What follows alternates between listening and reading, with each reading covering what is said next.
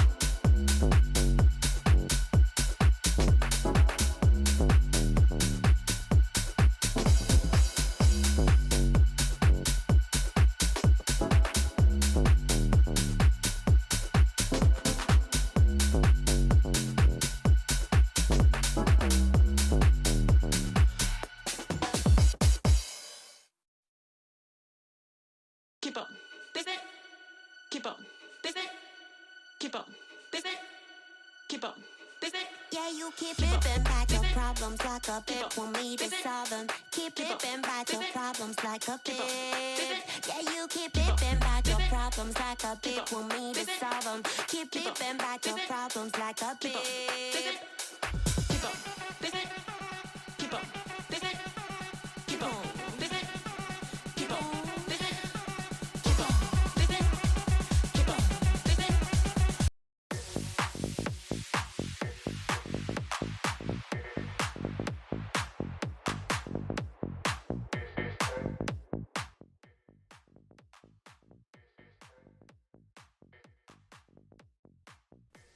What's up, everybody? Welcome to Underground Crypto Deep Dive Research Show. Let us go ahead and change our web capture here. Oh, maybe because it's not up. What is going on?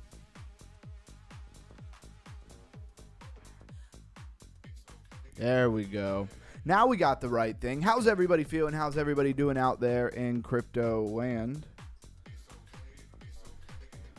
Got to lock the adjustable table. So we are going to be talking about MEV tonight. Who doesn't know what MEV is? Throw a 111 in the chat if you don't know what that is.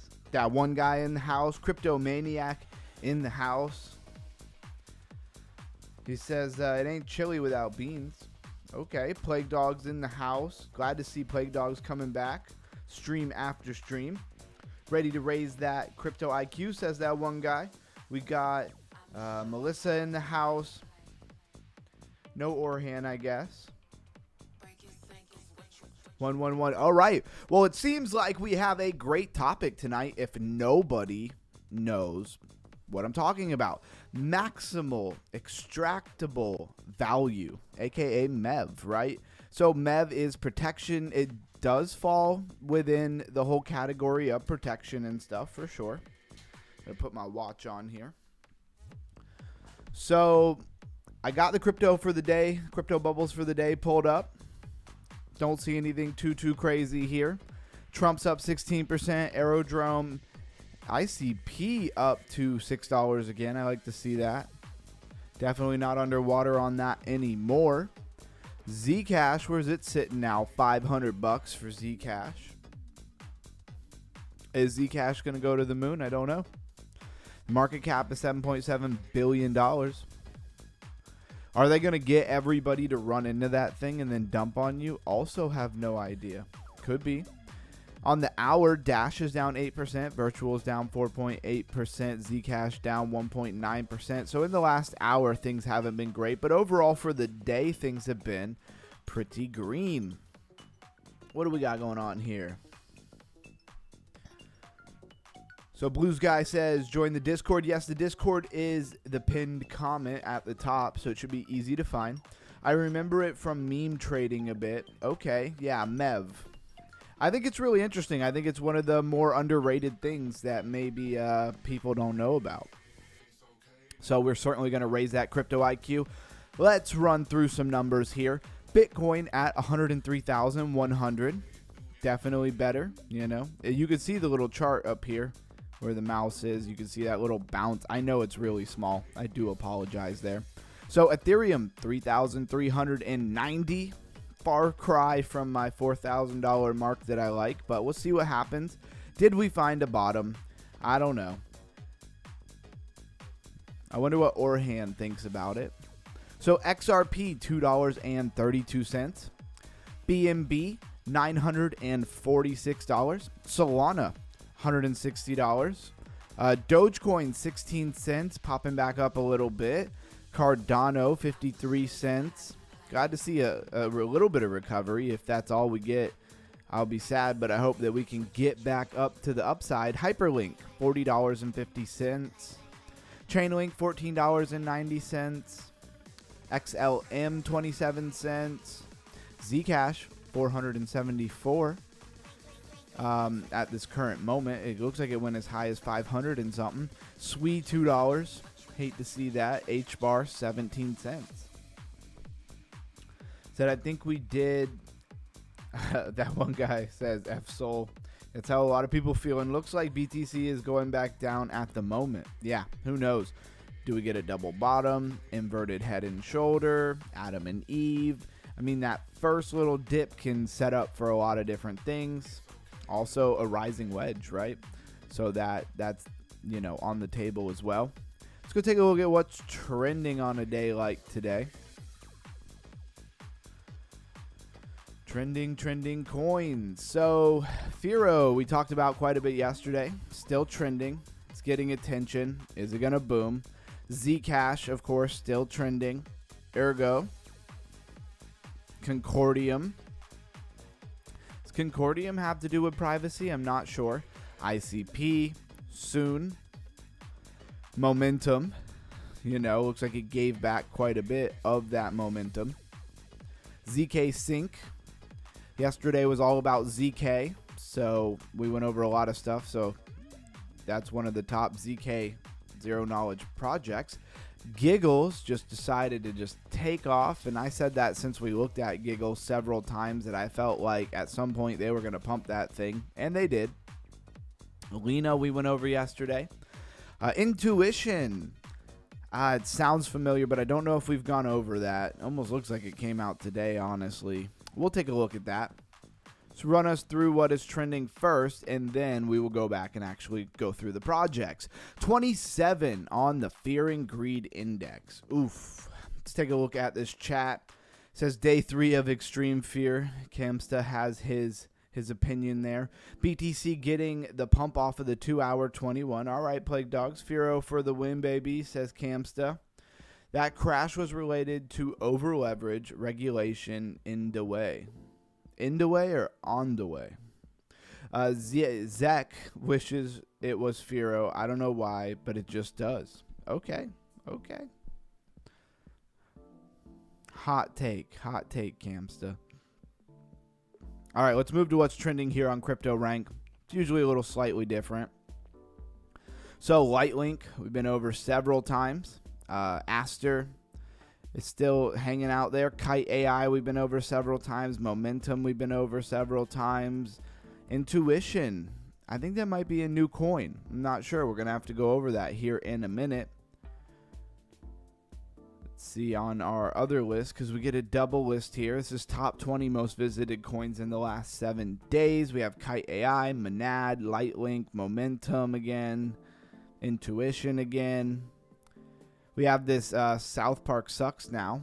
Somebody was telling me about that in the voice chat in the Discord the other day. It was Camsta and that one guy. Shout out to them. Canton Network, Cappy Bobo, Mega ETH, Token Forge. So there's 2 or 3 new ones here to go over. We'll do that real quick. But first, we want to talk about what is MEV. I realize a lot of days we take like an hour to even give any knowledge about what the topic of the day is. So we're going to change that a little bit. David Wells says, first time here in this group, a friend of mine said you have the sauce. Well, welcome in. Everybody give him a warm welcome. There's a link to the Discord. Smash that like button and please subscribe. We go over all kinds of stuff, man. All kinds of stuff that we feel like most people don't know. And right here, you drop that comment at the right time because this is like testament to what we were talking about. What is MEV? Do you know what MEV is, what it stands for, and what it does in relation to crypto, right? So maximal extractable value. So let's see. It's trying to give me some random stuff. This is not what I want. Interesting. Huh. Yeah, this is actually not what I want at all. So anyways, I'm just teasing it for a moment. We're going to get into this in a minute, and I will pull up the right thing because I obviously have the wrong thing here. But anyways, what's really important is what MEV stands for, which is maximal extractable value, and we are going to get more into that in just a second. But first, the beginning of the show, we always go over what is trending, top gainers, top losers, and the projects that are most relevant on the day, as I know that is what a lot of people are hungry for, right off the bat of the show. So let's get into it. First thing I want to talk about is this intuition. Yeah, let's take a look at this. I have a feeling, I have an intuition that it might have just came out today. Yep, November 5th. So when we say it came out today, we're talking about the token generation event. And also, I'd love to know who recommended you, David, for sure. So that one guy, I'm freaking great, bro. Hope you too. Yep. Catching up on the chat in the house. Yep, someone available almost 24/7 in the Discord chat. That is absolutely true. So hop in that Discord. 39.4 million in its market cap. What is it? It's called Trust Infrastructure Analytics. It's got the Binance Alpha Spotlight going on there. It's got a base blockchain contract address. We'll bring up the website. But first, we're going to look at some tokenomics. They have a infinite max supply. Instant, not really a fan of that. I say it every time, but it's true. 179.6 million in its circulating supply. And how do they have a total supply if they don't have a max supply? That's very interesting. Let's look at their Twitter. Twitter is a good metric to see what kind of attention that they have here. So the decentralized knowledge network and native blockchain for InfoFi. Okay, there's a new keyword, everybody, InfoFi. So definitely think about that for a minute. And let's see, they have 168,000 followers.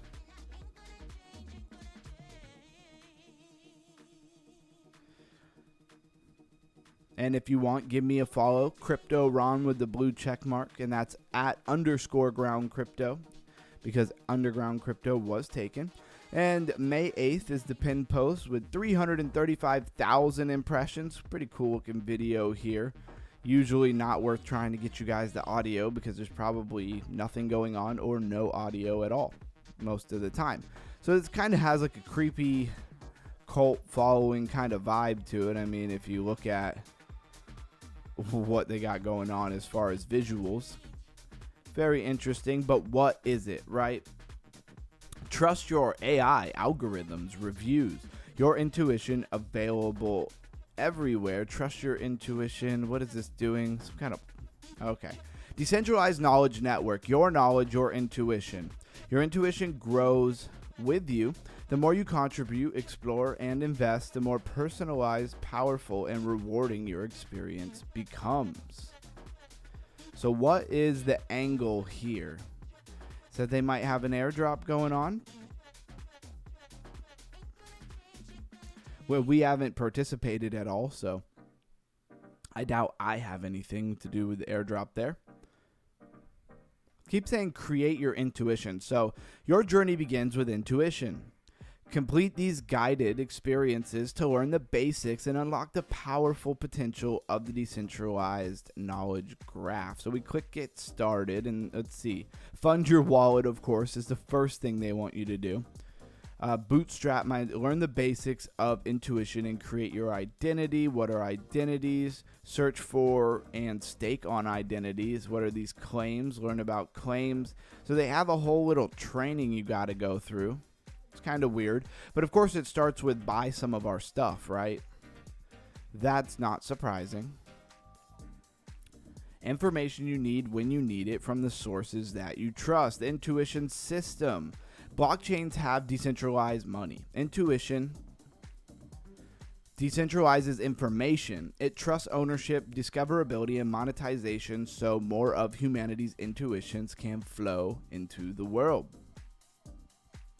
Oh, Plague Dogs referred. Okay, awesome. Shout out to Plague Dogs bringing people into the community. I love that. Absolutely appreciate you putting in a good word for us, as we do work really hard to bring you all kinds of different information. So this looks interesting.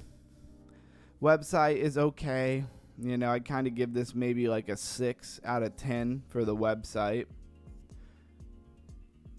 Website rating, maybe that's something we need to start doing. And we are a new channel for sure. We have only been live streaming for a couple of months. This show, I did pre-recorded videos quite a bit in the past, but the live stream seems to be where it's at, right? Go ahead and crush that.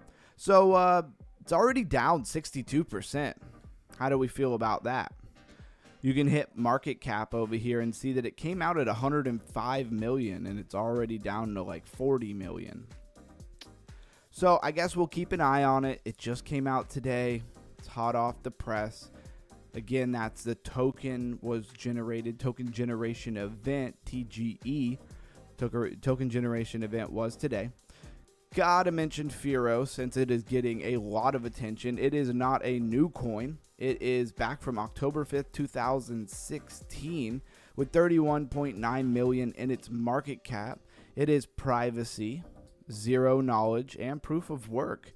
You can actually mine some of it. If you do join the Discord, right, and you go to the tab that says what I want you to see, usually where I post what the day's topic is about and a link to the show so you can quickly get to it.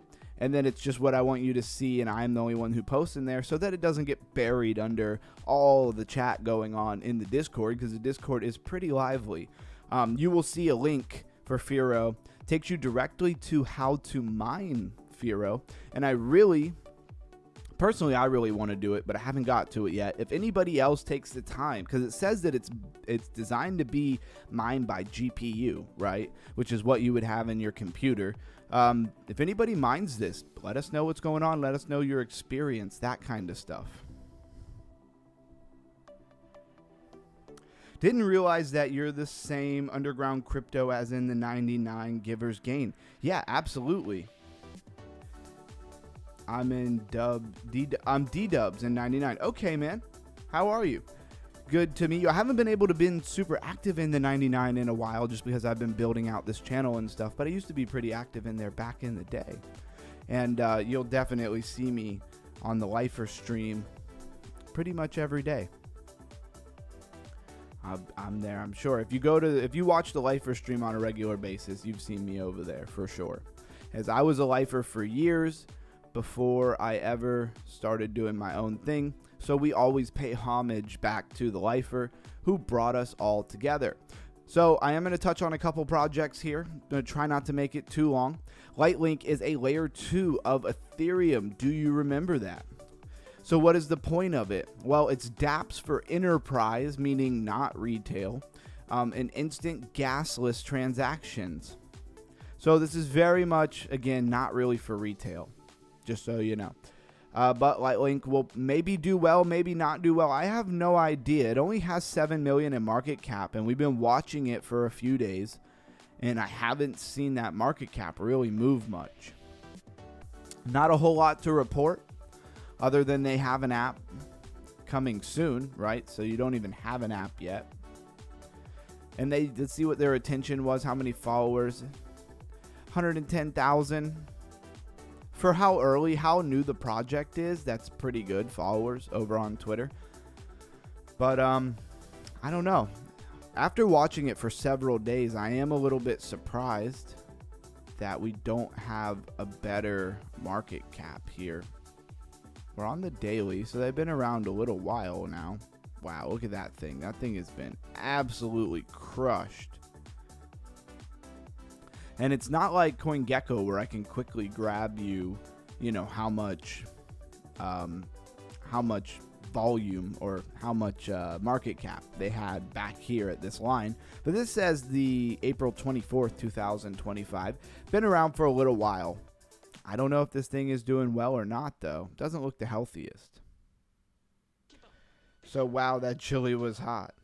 Watch out. Underground, Lifer, LOL, the Elite. Exactly. All I remember about Lightlink is the Ferrari. Yeah. Definitely jokes on their whole little Ferrari thing. The car is fire. Love the color. Yeah. And BWA is about to melt up, says Blues Guy. I hope so. We bought $5 worth of it live on the stream, just as a little demo to see, just to show how to buy it and stuff. And I thought it was a fun little event. I don't know if my $5 is going to turn into much. Kite AI is designed as a foundational layer 1 on Avalanche to facilitate decentralized AI development. So this is all about AI payments. We'll pop onto the website real quick, right? Who is really bullish on this? I guess AI agent developers, people who are big on AI. It's the first AI payment blockchain. They're saying that. I don't know if that's true. A foundational infrastructure empowering autonomous agents to operate and transact with identity, payment, governance, and verification. Purpose-built for autonomous economy. Says, I bought a little more than 5. We are in the money from where I bought. Okay, well, I hope that it is working out for you. I hope it works out for you. And that is Kite AI. We've been over it a bunch of times, so I'm not going to spend a huge amount of time on that. Momentum. Seemed like it had a lot of momentum yesterday. Let's go look at it on like the 7-day. Oh, it looks exactly the same. Wait, or did it just not? It just didn't even do it. Okay. Hasn't been around that long. It's been around since yesterday. They did their token generation event. I was impressed at first by how it ran up to like $2, and it has since just absolutely dumped. So be careful out there. Be careful out there. So Momentum is a SUAVE-based CLMM protocol for capital efficiency and liquidity provisions. Basically, it's about liquidity for the SUAVE blockchain. My favorite play for liquidity on the SUAVE blockchain is, of course, Deepbook. Deepbook is my favorite. So let's go. What else do we got here that I want to talk about? We already talked about intuition. Monad, we'll just cover it for half a second. We did that deep dive on the founders of Monad. That was a lot of fun. Or I realized yesterday after I ended my stream that we didn't do the deep dive for the founders of Lightlink yet. I keep not getting to that. So we're going to definitely do that. Underground, got some juicy info on Flare. Okay. Are you going to hit us with it? Are you going to post it? Or are you waiting until we talk tomorrow? Maybe we save it, unless it's time sensitive, maybe we save it for our call that we're going to do tomorrow about Flare. So the Monad protocol delivers full EVM compatibility with breakthrough performance, true decentralization, production grade security, and exceptional throughput. Say goodbye to the blockchain trilemma, speed without sacrifice. Welcome to Monad, the layer 1 blockchain with limitless potential, or so they say. All right, let's go back. So that is Monad. Again, it's a layer 1 blockchain. We've been over it a bunch. And there were some interesting things here. We'll touch on South Park Sucks now. Something to do with they mentioned cryptocurrency on South Park. It has a $1.3 million market cap right now. Seems like absolute treachery and garbage, if you ask me. I wouldn't trade this thing or be involved with it personally. So it's a meme on Solana. What is the website? Probably has some of the characters. This isn't about a coin, it's about a movement. Well, the movement doesn't seem like it's doing very well. They have a game, though. Is that real? Oh, it's one of these, like, super basics. All right, obviously, I'm not very good at this. Wait, I clicked. Oh, I have to actually hit spacebar, huh? Wow, apparently I'm really, really bad at this game. And we are moving on. So yeah, this thing's probably not worth even going over. They mentioned crypto on South Park. Everybody got excited. Why? I don't know.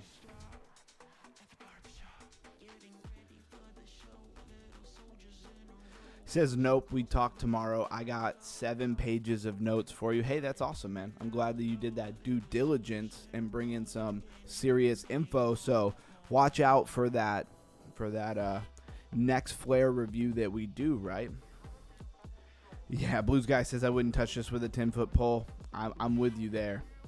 It's weak, in my opinion, says that one guy. And Melissa's just laughing at it. So, Canton Network, privacy-enabled, public, layer 1 blockchain, connecting siloed finance, siloed usually meaning isolated, financial systems for synchronized markets without sacrifice, control. The average person would not care about this, but this is very institutions, right? Hedge funds. So where finance flows, the power of capital markets meets the power of blockchain. There are a lot of projects like this. Of course, when it comes to infrastructure, when you need it, you need it. When institutions want to use it, they pump big money through it. It's important, but it's not exciting, right? Want to get started on the Canton Network? Here you fill out this application. I don't think anybody on this stream is excited about that. So, narrative speculators. What did I miss? I seen it at 2M and then it ran up a 2x, 3x and then died and did nothing. Yeah, because that's what a pump and dump is supposed to do, for sure. El Cheeto says good evening. What's up, El Cheeto, man? Love to see you hopping in the chat. Narrative speculators. Yeah, exactly. The whole market is one big narrative speculation, right? This was really interesting. I hopped on today. I thought that they did a pretty good job on this because they did an airdrop. And they had it where I could directly just send it to MEV right from their app, from their Telegram app, which was really cool. I didn't quite do the process as I was out running errands, but I thought it was really good that they followed through with their airdrop on this coin. There's supposed to be a token generation event here really soon on this project. It was really easy, and I would even dare say fun to mine this airdrop of Cappy Bobo. Oh, that comment was about people buying South Park token. Yeah, exactly. Super speculative, and I don't think it really has the depth of attention that it needs. Guy, funny thing, spend most of my days welding. The people at work are so nice, but this underground community and all of you guys, I feel like I know you more and feel more like family. Love you all. Absolutely, man. I love that. We love you here in the community, and we're not going anywhere, Blues Guy. We're here for you. I think I speak for everybody. Much love, Blues. Yep, much love, brother, says everybody. Yeah, we really are crypto family around here. I know people say that and it gets thrown around, but for people who might be watching or are not used to being a part of this community, the few of you that it applies to, check out that Discord and you will understand where I'm coming from. Wow, really tongue-tied that one all up. Mega ETH is a layer 2 blockchain enhancing Ethereum scalability and speed We've looked at this thing a bunch of times. This is probably the last time I'm going to pull it up for a little while, unless somebody asks about it. I don't know when they're going to do what. I don't know. Did they do a token generation event already? No. So I think we'll probably keep an eye and start talking about this once they do a token generation event. I mean, they've raised $87 million. That's not too shabby. Their whole thing is instant. First real-time blockchain, right? So it's in real time, happens super fast. That's kind of their whole claim to fame here. And they did their roadmap in old like album cover. They kind of remade them, obviously, probably for copyright stuff.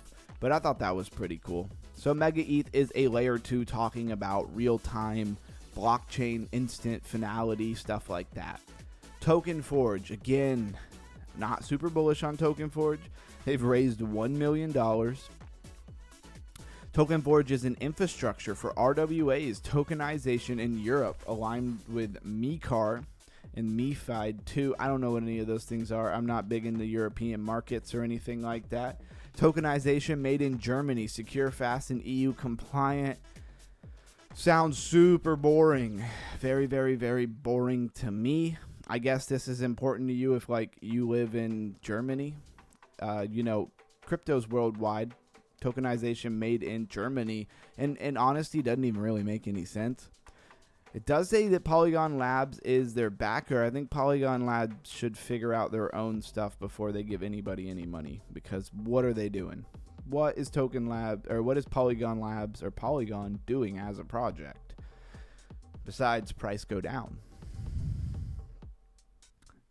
So David Wells says normies just don't understand us. Yeah, very much so. But they will certainly one day be forced to at least use a lot of the blockchain technology because it's going to run the world. It's just too much. It's too fast. It's too well put together. One thing David Wells we talk about here, speaking of raising crypto IQ, which is kind of our slogan, right? That's our campaign. That is kind of our mission here on the channel, is to raise everybody's crypto IQ specifically. There's a certain thing called abstraction. And chain abstraction or wallet abstraction is the whole idea of taking the complexity of crypto and kind of moving it away from the user end side of things so that it feels more like a Web 2 experience that they would be used to, when really everything is being run by Web 3. Yeah, the ETH L2 sound more exciting. Goldilocks zone kinda.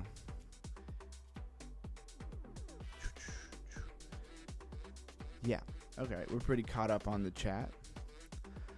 Everybody just having a great community time in the chat. Love that. Giggles pumping 134%. We knew this was coming. We talked about it several times.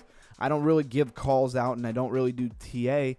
We more deep dive and research on all the other topics, right? So take everything that is crypto and take technical analysis away from it a little bit, and that's what we do. So Alchemix, which there's a few projects that start with that alchemy type of thing, so I'm not sure which one this is. Since 2021, looks like it did really good for a while and then kind of crashed, made a head and shoulder right here, and then was gone. Did exactly what it was supposed to do there. 37.7 million in market cap. Alchemy Phi. Why is it pumping? Does it have something to do with privacy? Not really. Yeah, Giggles blew up. Yeah, I thought about buying some Giggle and I didn't. I dragged my feet, and it is what it is. Party in the chat, absolutely. How's that music? Let me check it out. All right, at least there is music. I forgot if I had turned it on or yet. You weren't kidding. Yeah. All right, that's funny. Giggles Esta Loco. All right, self-repaying loans, right, without liquidation, complete flexibility. Alchemix gives you full control of your finances with no hidden fees. Repay on your terms, keep your assets working for you, and borrow against your collateral to secure future yields. Zero liquidations. With Alchemix, market volatility won't touch your vault. Your debt is securely tied to your collateral, ensuring that price swings never put you at risk. The thing is, like, if they don't charge any interest on their loans, what is their motivation to provide, right? What is their motivation to provide you with loans? First off, right? And second off, who would want to give them money to repay out when they're not pulling profit? I don't know. Maybe they do. Borrow up to 50% of your collateral while earning yields on your full stack. It sounds really interesting. I don't know enough about it. It's been around a really long time, and just the chart does not look good on it. Down 97.2%. I wouldn't want to hand them all my money and then they go bankrupt, that's for sure. So soon, back in the spotlight here with a pump from about 70 cents to $1.40, $1.50, really $1.58 before it pulled back. So it's up 227% on the max chart, but it's up 109% just today. So this thing did pretty well. It has 418.5 million in its market cap, an infinite max supply. Solana contract, BNB smart contract, base contract. And Twitter says 154.5 thousand followers, pinned post, 524,000 impressions since May 19th, 2025.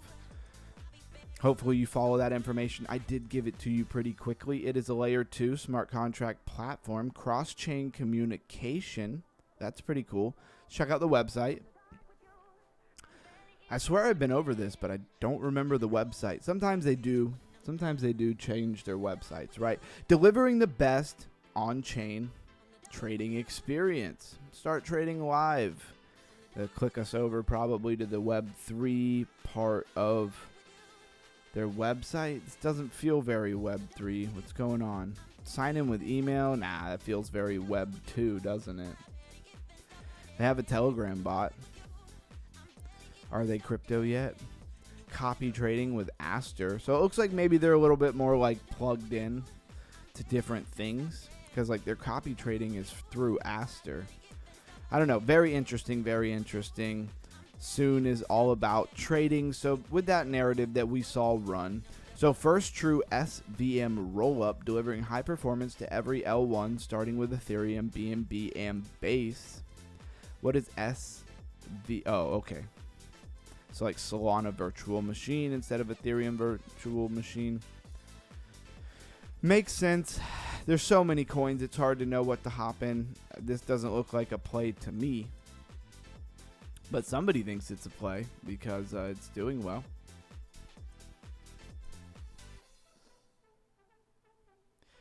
Yeah, he says underground abstraction was the topic on Flare. Let's go. Yeah, absolutely. They probably have bots trading your crypto while they hold it. Yeah, probably. I said something about it in the Discord channel. Back up here. Yeah, I actually did see that, Melissa. Says not financial advice, great music. Thank you, thank you. So let's see, 4 looks like it got some recovery. We were talking about how these were all in the dumps yesterday. Now Jelly's down 30%, which it pumped a bot. So I mean, you're gonna see pullbacks when things pump a lot. I don't know what's going on with the algorithm today. Did I do something wrong when I set up the stream? Not very many people rolling through. Usually we get kind of large pulses of people coming through, and I'm not seeing it today. All right, Mori coin. What day is today? Today's Wednesday. Maybe that's what it is. 31 million in the market cap of Mori. And it says June 25th, 2025, Solana contract. What the heck is this thing? Meme. So it's a meme. Mori is the meme coin of Professor, I was going to say professional, Professor Morarity? I don't know. The ultimate villain and genius of the internet. I'm already bored with this coin. Anybody else? Yeah, this is not the coin for me, that's for sure. We will move right along. Don't want to waste no time. We can have a chat, and I can give you what I learned. Okay. I don't know who you're talking to. Guys, if you don't already know, I am so bullish on Flare. So bullish. Love that, man. Matter of fact, we'll probably do the call in the voice channel. If anybody else wants to hop in, I think it'll be in the morning tomorrow. Impossible Finance Launchpad. There were like 2 projects that had this impossible, narrative to it, right? Need that water.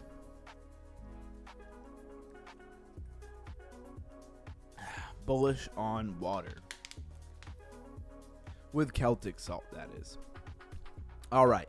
Railgun up 29%. We did a reel about that not too long ago. Pepe coin. Hey, we've had a lot of fun playing their Keke space, which is like their metaverse type thing. We had a lot of fun with that. Friday will be fun.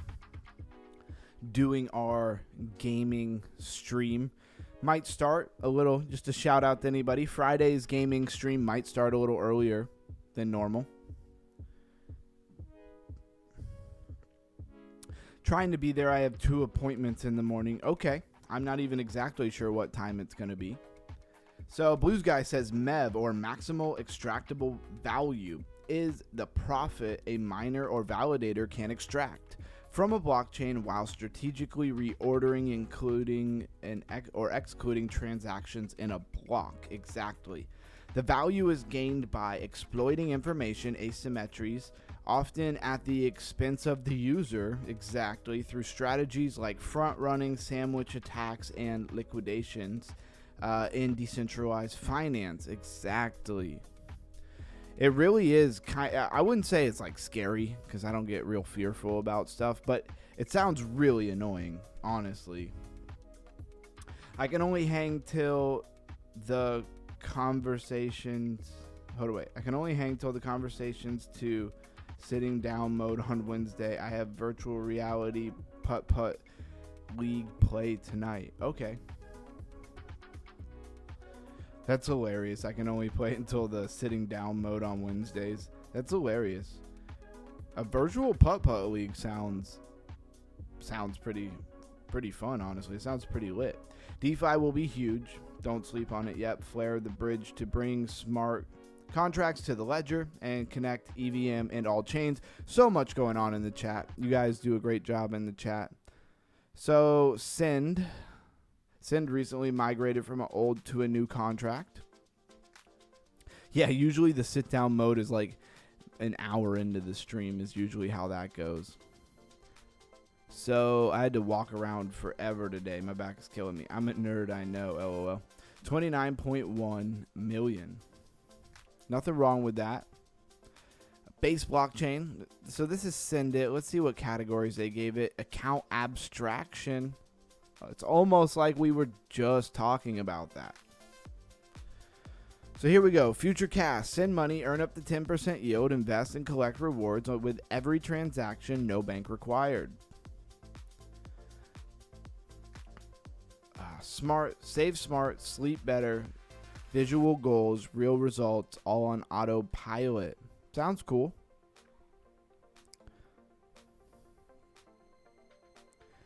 $10 sounds pretty decent, honestly. And is that 10% APR like a year, I would imagine. And it usually depends on what you're holding, right? If it's USDC or their native Send coin. I mean, it sounds like a cool use case. The chart looks great. Been around since January 23rd, 2025, and it pumped and it's held most of its gains, right? So that's pretty bullish. It's up 585%. The chart just looks great. That's all I have to say about that. Yeah, whoa, Send chart. They sent it to dum-dum. Yep, exactly. This might be a winner regarding utility. Exactly, Plague Dogs. I like that. Send gives me a good vibe. Although, I don't know if I like giving somebody my money who's not necessarily like a bank or anything. I need to see like an exit hatch type protocol where if they go down, I can still get my money. Decred was a big pumper. They're up another 20%. Sneck, I haven't seen Sneck pump in a long time. WikiCat, seen a lot of weird projects. Punk Strategy, they were dumping the other day. Sounds like they just bounced a little bit there. What do we got for top losers? Momentum. Momentum was up big yesterday. It was up like 500% yesterday. So to see it come down like 63, come down like 100% or so overall, it's probably a good thing, healthy thing.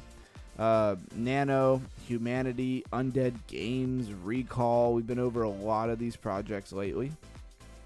De-Agent AI and Intuition even. It's very trendy, but it's still down 55%. So take that for what it is. And take a look at these crypto bubbles for a second while I set us up with our actual crypto IQ raising part of the day here. There we go. Here's what I actually wanted. Should have double checked where I was. And we're getting into this a little bit earlier, about 15 minutes earlier than normal.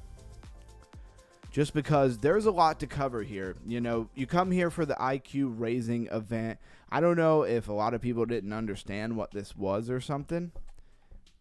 It's really interesting that we only have like 9 people here. Very interesting that we don't have a lot of people here today because it's just not normal for us to have such low views. What's going on today? Is there something else going on I don't know about today? So MEV stands for Maximal Extractable Value, sometimes still called Minor Extractable Value, right? Because a lot of what is going on exists in the minor validator level, right? They're the ones who are doing most of this stuff. I think after 1 p.m. Eastern, I'll be around, says Melissa. So, but the broader term reflects that it's not just any miners anymore. It's not just miners anymore, exactly. Other people are getting in on this MEV attack. So, I'm not going to go on a tangent. We'll just read here because they'll probably do a better job of explaining. Let's see, can we zoom in a little bit? Nah, maybe not that much. Okay, so in simple terms, when transactions are waiting in a meme pool, or missing an E there. It's not a meme pool, it's a mem pool. The queue, and what is a mem pool? It is the queue of unconfirmed transactions. So transactions happen, right? They go into a pool to be validated. Like if you've ever sent a transaction and you see even on the block explorer, it'll say like 1 out of 11 verified. These are usually transactions are even verified on more than one validator, right? Masternode, whatever they're called in whatever ecosystem that you're using, they have to be validated. Validation, we talked about optimistic roll-ups, ZK roll-ups we talked about yesterday. So everybody has different projects or like different, small startup companies. They all have their own way that they verify, right? And they have different ways that their networks work. Putting all of that aside, though, you make a transaction and it goes into a mem pool, however you want to say that, which is the queue of unconfirmed transactions on the blockchain. So the party that builds or proposes the next block, which is all of the different transactions, right, has the power to include or exclude or reorder those transactions. So do you understand? There's so many different transactions that go into a block. The block gets validated, then it's, updated on the ledger of the blockchain, and therefore it is like official at that point. Well, they can take, into account the exclusion or the inclusion or even reordering of those transactions to build them in such a way that favors them. And that is basically the sauce here. Blue Sky says my butter is better than yours. Hilarious. The real Mr. J. Mr. J, do you know what MEV attacks are? I bet you that Mr. J does.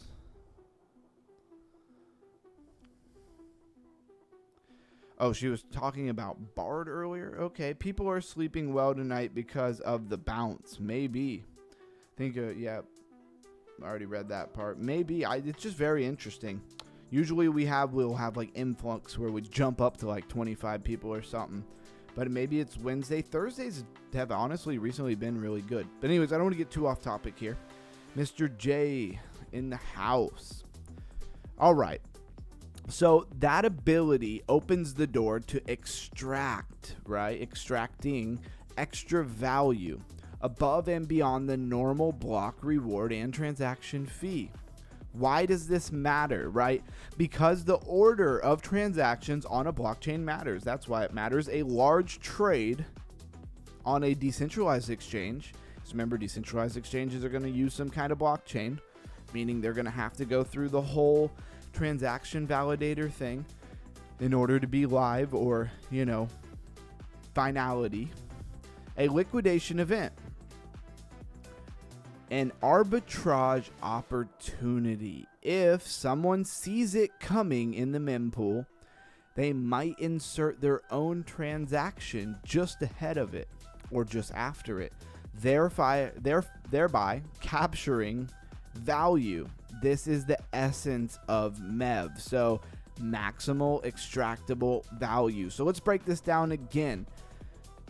To extract the maximum value of their block rewards, or even maybe whatever they see you doing.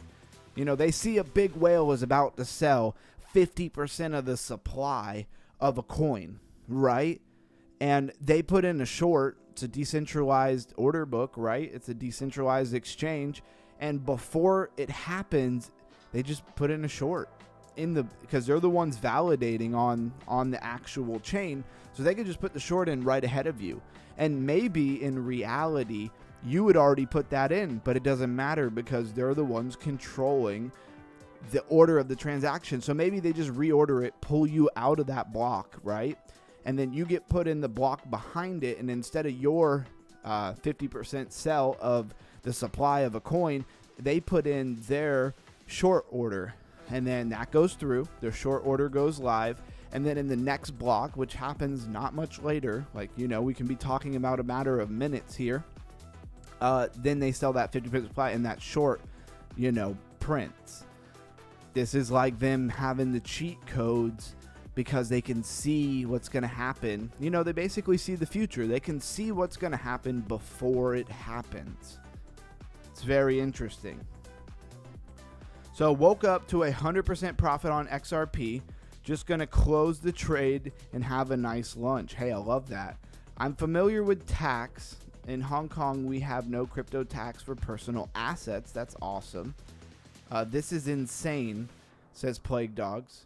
If you're talking about MEV, yes, it is insane. Yep. We MEVin, says Plague Dogs.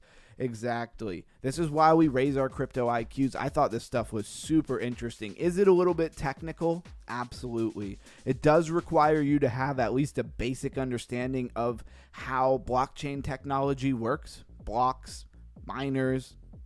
You don't have to be super in depth here, but you do have to have some kind of basic understanding of that, right? And drop a 555 in the chat or an emoji or something if you're following along, if you kind of understand what I'm saying. So you already listed the key roles, but let's build them out, right? So searchers. So now we're going to get into all the applications here. These are bots, algorithmic, sophisticated traders who scan mempools. So you got people who are just scanning the transactions that are going to happen before they happen, right? Because it's all on chain. Even before the transaction is approved and all the way final or finality, all the way put through, it's already there that you could see it. So they have bots with sophisticated algorithms that are looking for it, and they're going to act, right? It's not people. People are not moving this fast. It's bots that are designed to do this. They look for profitable opportunities like arbitrage between dexes or liquidations that will happen and create a bundle of transactions to capture value. They are the ones doing the heavy lifting of spotting MEV. All right, Plague Dog is the only one who's understanding what I'm saying.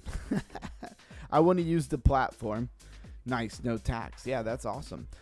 Block builders, right? So in many modern chains, especially after the shift to POS, proof of stake, or modular architecture, block builders assemble the best possible block payload given bids for searches, etc. They might take in many transactions, bundles, and pick which ones to include. And with that, we're going to go ahead and switch into sit down mode.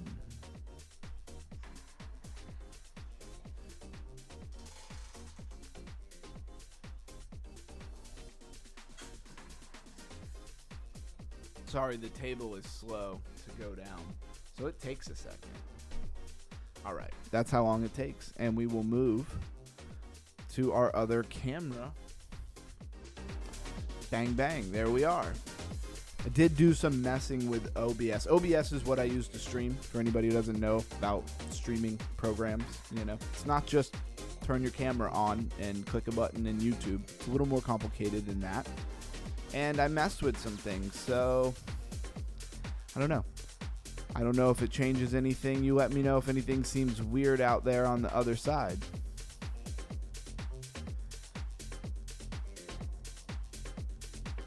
Get me back to where I was here. Where are we at? There we are.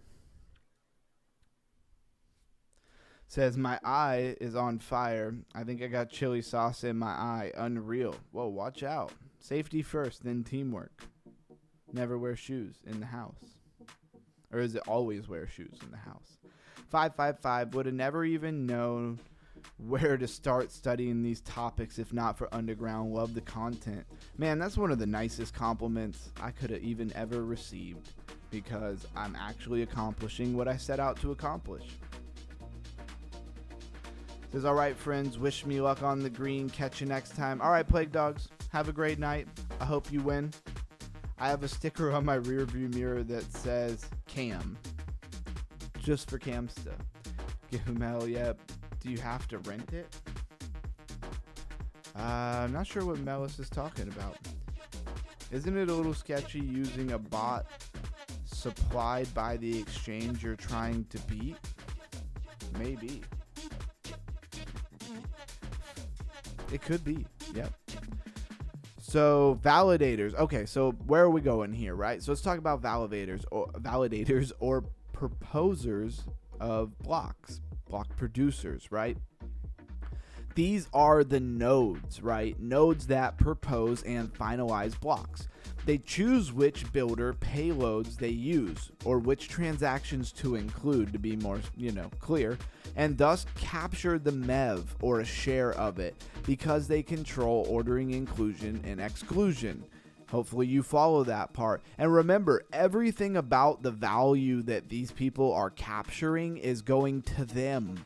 They're not giving it to the people who are actually supplying the transactions, the people who are actually paying the gas fees. This is very much even on top of the gas fees that they're being paid. They want to capture more. Sounds very greedy, but also thus is very much human nature.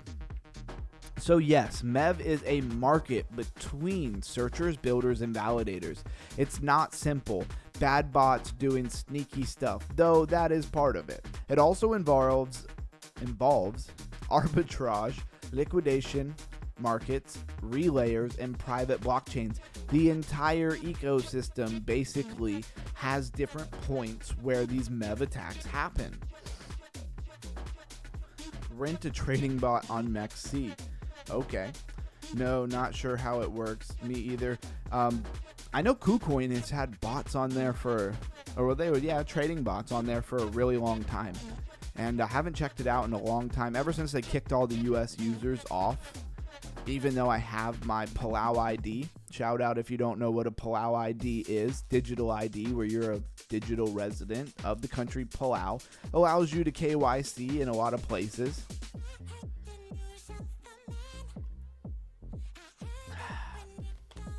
Can almost taste the creatine in this water.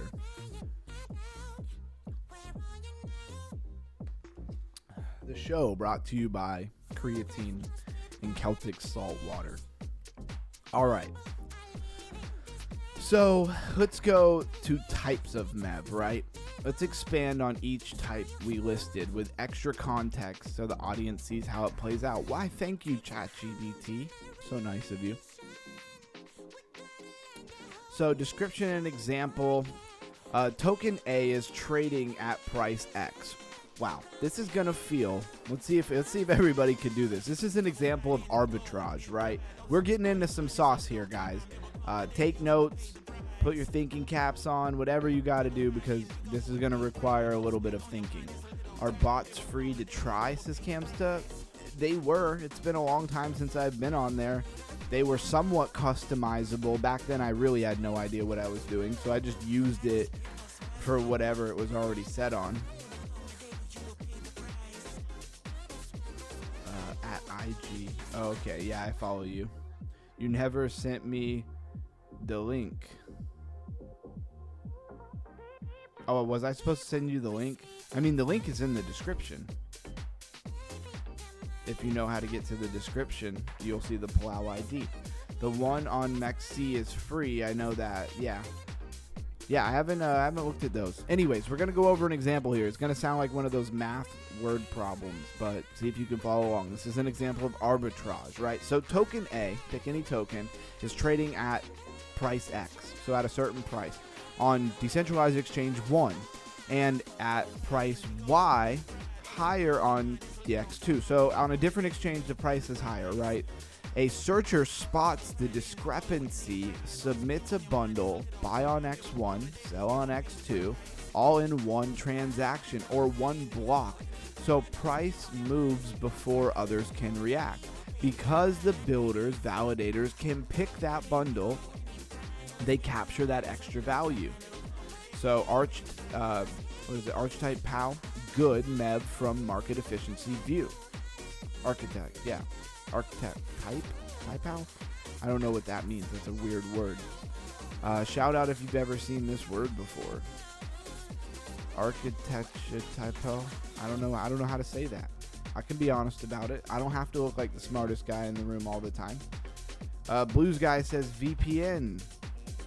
Not sure what you mean. I mean, you can use a VPN to use things, you know, for sure. Try PionX for bots. They have solid platform, good liquidity, and easy to use. There's some sauce for you. All right. Liquidations. Many DeFi lending protocols. This is another example of MEV, right? Many DeFi lending protocols allow collateralized loans. When a user collateral drops under threshold, the protocol triggers of liquidation. Searchers monitor for those and try to be the ones to execute the liquidation, often paying high enough fees to get the next block. This keeps the protocol solvent, but also gives the searcher a profit. Now, sandwich attacks, right? Here's where it gets gravelly user impacting. A user sends a large trade to a DEX. A searcher notices it in the mempool and executes a buy just before the user trade, increasing price slightly. Lets the user execute at worst price, aka slippage, and then executes a sell just after, sandwiching the user's trade, capturing profit from the price move/slippage the user was induced. They're literally just robbing. They're literally just stealing from the person who was trying to buy something, right? Back running. So the searcher or builder may insert a transaction just after a big trade or event. A large trade pushes price up. The searcher then sells or executes something else to benefit from that move. It's not always malicious. Sometimes it's catching the wave. I wouldn't say it's malicious. I would say that it's still not good practice, right? They're still just capitalizing off of what you're doing.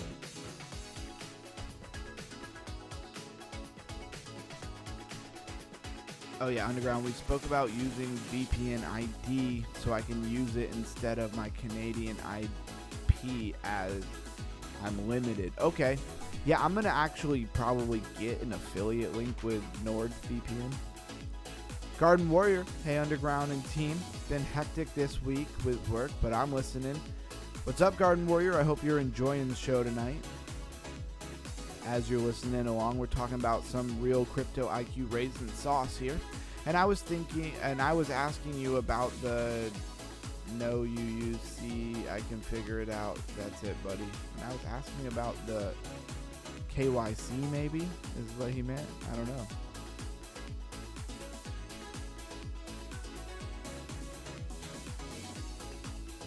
Okay. Yeah, I don't know if maybe it got a little messed up there in your chat. So time bandit attacks are what they call reorgs, right? This is more rare, but higher risk. A validator or block producer might attempt to reorganize the chain's history to insert past transactions, reorder blocks, or capture MEV in prior blocks. On some layer ones, this is more, theoretical, reserved for research topic. Interesting.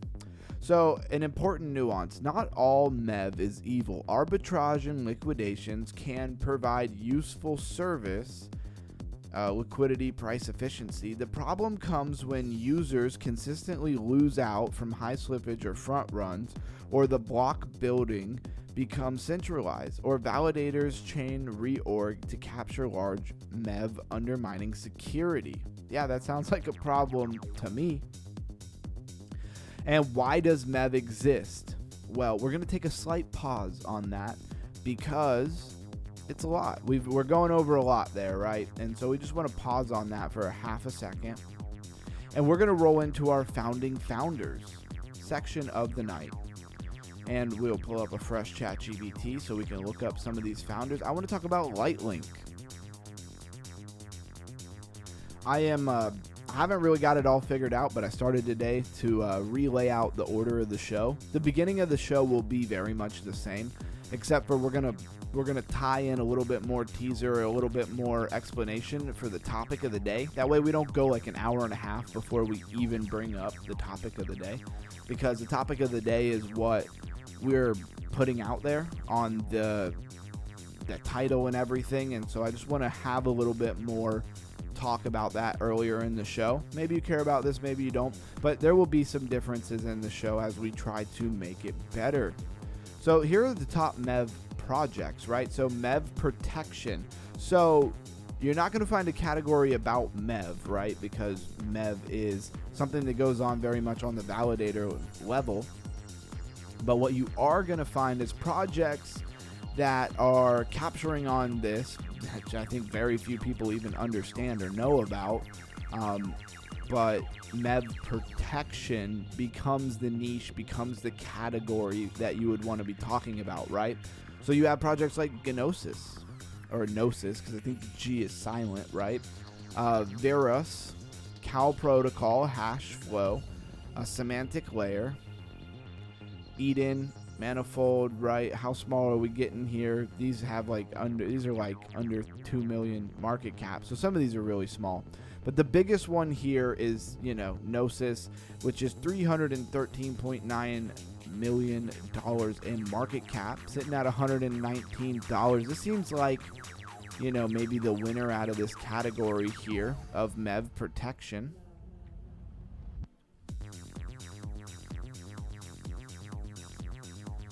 What is going on?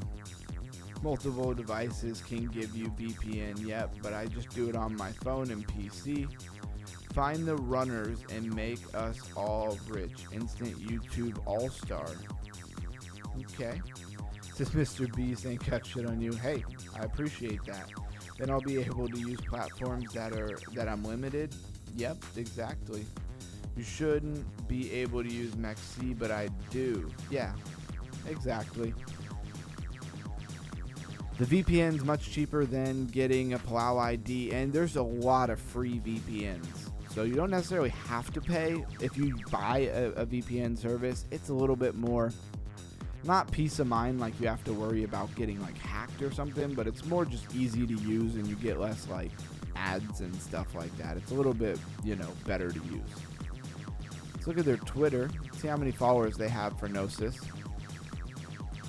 Gnosis has a new home which is this guy. I don't know why they made a new one. How many did they have on their old one? Oh, okay. 8 followers. Everybody unfollowed him, I guess. 117.3 thousand followers. Pinned post November 3rd has 98,000 impressions.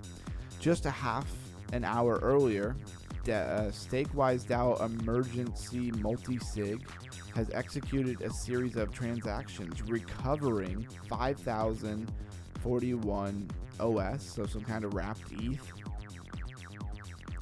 So they recovered about 19 million and then another 1.7 million of their own token from the balancer exploiter. So they somehow used their technology, their anti-MEV technology, to recover some stuff. And you see, people know, like, they're followed by Pudgy Penguins and Mantra, right? So keep that in mind. This is a very interesting project, in my opinion.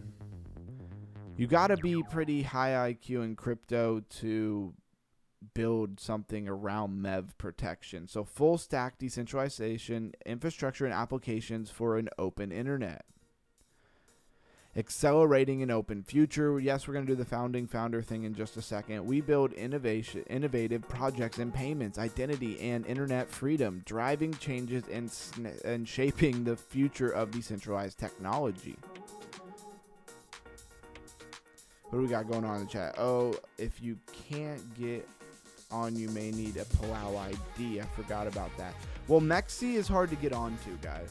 Like, Mexi is one thing if you were already on it, but if you're not already on Mexi, you're not really, like, grandfathered in, and then it's a little bit more difficult to get you an account, even if you use VPNs and stuff. That's just my experience with it.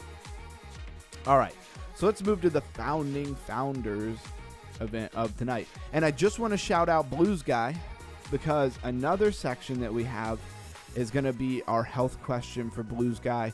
Remember, he's not a doctor, and it's just his personal opinion.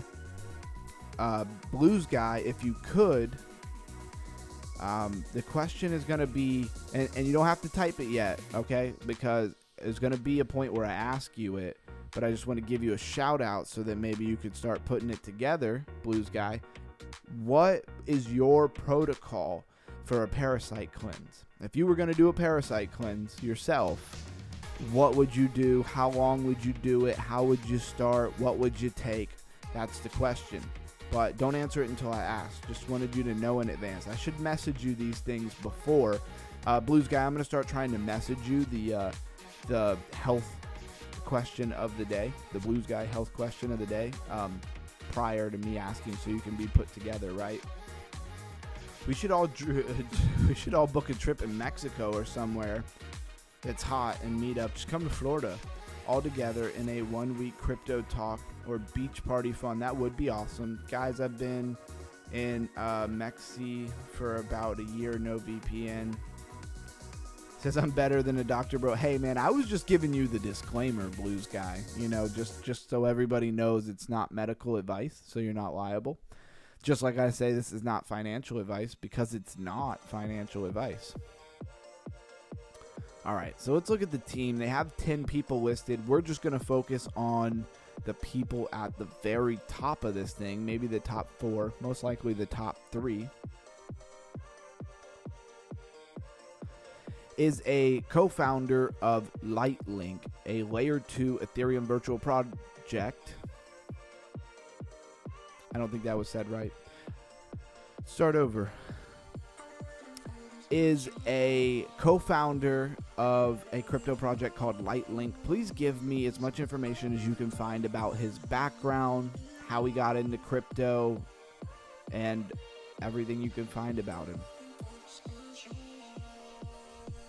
Right off the cuff, right? Says Blues, I used to be too on Mexi, started cracking down on people, so I had to use a VPN and a Palau ID. Yeah. I don't know if it saves me that I'm under Lifer's affiliate link. You know, they're tight, so they probably don't want to mess with anybody from his community. That's my hope anyway. But I still turn my VPN on before I go there, if I can, right? Don't want to pop up on their radar. So let's talk about Roy Hugh, co-founder and CEO at Lightlink and Ethereum Layer 2. So background and career. He's an engineer and serial founder. Why does that just sound bad? Maybe because most people are like serial killers or something like that. It sounds bad, but he's a serial founder. So he's founded multiple things from Melbourne, Australia. Computer Science, University of Melbourne, 20 plus years building customer and enterprise tech.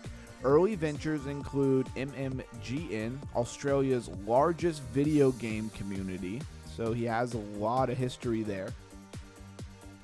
My Media, a digital agency serving Cinis, Auspost, and Nova FM, which are all going to be things in Australia that we might not know about as much. Market Engine, cross-border and e-commerce cited as an exit. He later founded Pellar, Web3 Solutions Studio, before spinning up Lightlink. So, looks like he's been very involved in building companies. Looks like he was involved with building Australia's largest video game community, which is pretty wild. I think the takeaway from all that is he has a lot of experience, right? He co-founded and now CEO, publicly positioned as a EVM Layer 2 focused on enterprise-friendly UX, which is gas abstraction or a gasless mode, right? And predictable cost. Frequent speaker on scalability and onboarding non-crypto users. So they have a mission of onboarding non-crypto users. I think that's pretty cool. This is coming from Blockchain Records podcast, right? Layer 2 Talk with Roy Hugh, co-founder and CEO of Lightlink. So right there, you know, that's on blockchain. Okay, sorry. Did I say BlackRock? I apologize. It's a blockchain recorded podcast. This is a podcast, a blockchain podcast. Still pretty cool, though. El Cheeto says, I've lost 1K misusing Mexi. It takes time, but eventually they will freeze your account, not financial advice. Okay, well, that's one thing to keep in mind. I'm down for a crypto retreat in Mexico, but we have to get Sam to come. He will be the main speaker for our crypto retreat. I think we're better off just planning ourselves going somewhere he's already going, right? He is going to, like, Portugal here really soon. Matter of fact, what day is it? Alright, dude, you are making bank. I need some Mexico money. Do you have to alert the cartel that you're coming? Yeah, Mexico, maybe we could find a better place in Mexico. Why don't y'all just come to Florida? I mean, we have lots of beaches and stuff. Florida's pretty lit. Mexico doesn't sound like fun, especially with, if you know what they're about to kick off all over South America, you wouldn't want to go to Mexico. I'm using Mexi now. I hope I don't get froze. Yeah, Aussie is not too far from me. Yeah, I knew Garden Warrior was going to pop up here. I never heard of this project. Upping that crypto IQ. Love it. Make sure you're on PS and QS, friends. Oh, make sure you're on your P's and Q's, friends. Yeah, when you're using Mexi. For sure. Don't do anything sketchy on there. You'll be done. So let's talk about how... Now we're talking about Huey. Roy Huey. Huey. I don't know how to say his name. Don't hold me to people's names at all. And he is the co-founder. Seems very much like one of the main people behind Lightlink, right? So this is the founding founders segment of the day. So how we got into crypto, right? In a podcast interview, he says his path started with Bitcoin and using crypto inside gaming communities. I bet this guy got stupid rich off of Bitcoin, which led him from consumer gaming products to building blockchain infrastructure focused on usability for business, right? So if he was involved in one of the biggest communities in gaming, then I understand how he probably got into Bitcoin and crypto early, right? Because a lot of people were using it for softwares and stuff like that because it was really easy to move. Not even, there's a lot of illegal stuff that went on, of course, but a lot of people were just using it because it was really easy to transfer all over the world pretty easily and pretty cheap. So Then when he saw them using it, he probably built some infrastructure for his business, or which would have been that, gaming community. So notable roles in community work. Founder at Pellar, this is 2017, delivered blockchain solutions for APAC Enterprise Financials, helped incubate Lightlink's early development. So this has been under development for a little while. Ecosystem builder or mentor, started Silicon Beach, Melbourne, largest entrepreneur meetup. That's interesting. Mentor at AngleCube and Pushstart. Advisory board member for Starfish Ventures, a social and gaming something. Public presence. Appeared at Token 2049 in Singapore. Okay. Dubai, Singapore. And WebX 2024 Tokyo. So he's been pretty active even recently, right? Various AMAs and interviews discussing layer 2's account gas abstraction. Here's this abstraction narrative keeps coming up. I feel like, this is a little bit off topic, and enterprise adoption, right? It's a little off topic, but it's beginning to really compound all of the different topics that we deep dive on a regular basis here for my people who are here on a regular basis, right? It's really starting to compound. We're starting to really, I feel like, understand a lot of the direction of some of the narratives. Maybe, here's the hope, right? That this will give us an edge when it comes to knowing what's coming down the pipeline for, popular narratives and stuff. Cuba, dirt cheap. Is it easy to get into Cuba? In Canada, we all go to Cuba. I'm sure you'll love it there, underground crypto, LOL. It's funny, I have a friend who went to Cuba, and as an American, you're not really supposed to go to Cuba. You have to go somewhere else and then take a boat over to Cuba, right? And I don't know how, as an American citizen, how that's supposed to go, but I know that you're not really supposed to go there. All right, Blues Guy, you were supposed to wait until I asked the question, but he's already given it, so we'll segue real quick. So fasting, intermittent, coffee enema once a day, oxy powder once a day, Finbozidol, that sounds like something I need a doctor to get, once a day, ivermectin, 2 times a day, take Zolite, Zolite, I've taken that before, papaya seeds once a day. Man, he's hitting you with everything. You're going to be clean as a whistle. You do all of that at one time for 3 days. Water with salt, green apples and apricots if you're hungry. Okay. And then fast so that you can have that little snack. What about pumpkin seeds? This is the easy detox, water fasting, binding, and pooping out minerals. Yeah. Cuba has beautiful beaches. Then we segue right back into Cuba. Cuba has beautiful beaches, but the resort food are usually pretty subpar. Yeah, that was exactly what my buddy told me, is like for breakfast they served him a piece of white bread cut into strips, like with like ketchup or something crazy. They do not have good food, in most of the tourist places in Cuba.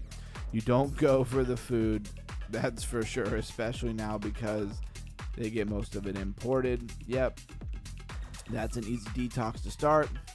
Let's go in Florida, guys. We need an exclusive as people need a place to live. We need an all-inclusive as people need a place to live. Yep, I lived Cuba for years, bro. I was 20 and had the time of my life, says that Blues Guy. What hasn't the Blues Guy done? Just a quick drive down I-95 to get to Florida from MTL. A quick 2-day drive. That's hilarious. Florida sounds good. I haven't been up that way before. Hey, come on down. I don't know how we're going to coordinate this for everybody. Yeah, pumpkin seeds are amazing. That's what I've been doing. Finbendazole, I've heard of that before, is like ivermectin, but better, bro. It's the best worm killer. Okay. Surprised you didn't say black walnut husk. A quick 30-hour flight for me, says Garden Warrior. Yeah, it'd be expensive to come to Florida for a Garden Warrior from New Zealand. Couple of Cuban Girlfriends, huh? I have a coworker who goes visit his madam like 3 to 4 times a year. That's a whole other topic. Don't chew the papaya seeds. Yeah, exactly. I do know that. I used to grow a lot of papaya. Need to ingest the whole seed as it acts as a magnet. Then I moved 15 years ago. We were just going like right back. I moved 15 years in Dominican Republic and got married with a Dominican. I got a beautiful boy out of it. Oh, there you go, Blue Sky. So many different things going on in the chat. We went from the parasite protocol to the Cuba. Hilarious. I love it. I can drive there faster than you can fly there. Garden Warrior says Camsta. That's true. That is true. All right. So where are we at? So I was just talking about how, we're really compounding on our knowledge here. Remember, compounding is a wonder of the world. The other day I asked if anybody could tell me famous person who said that compounding interest was the 9th wonder of the world. Can anybody tell me this? Media spots include Benzinga. Okay, I don't know what that is. Early internet and blockchain. Remember, we're talking about one of the founders of Lightlink here, just so that we could put ourselves back on track. Blockchain recorded podcast deep dive on Lightlink with Web3 and Sam Kamani. I don't know.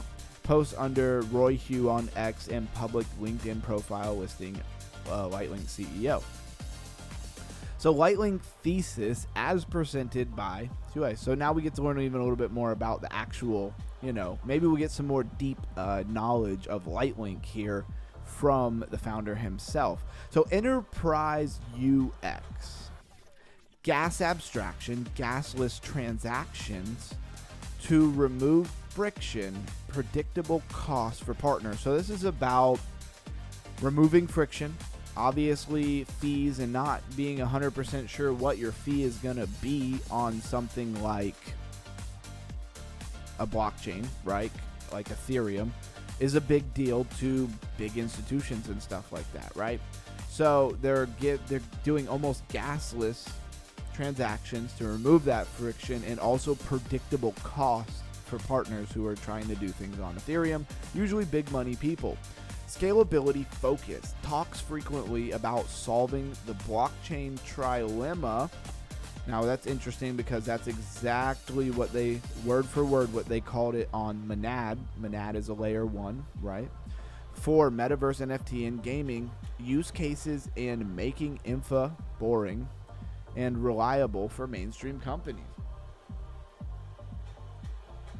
So again, this is all about institutions, right? Mellis says, oh my goodness, you can, at Underground, at Blues, be my spiritual health doctors, please. I feel healed already. Hey, I'm glad to hear that. That's what makes the channel amazing. Buffett, was that him? I was talking about, no, it wasn't Buffett. It was Albert Einstein, actually.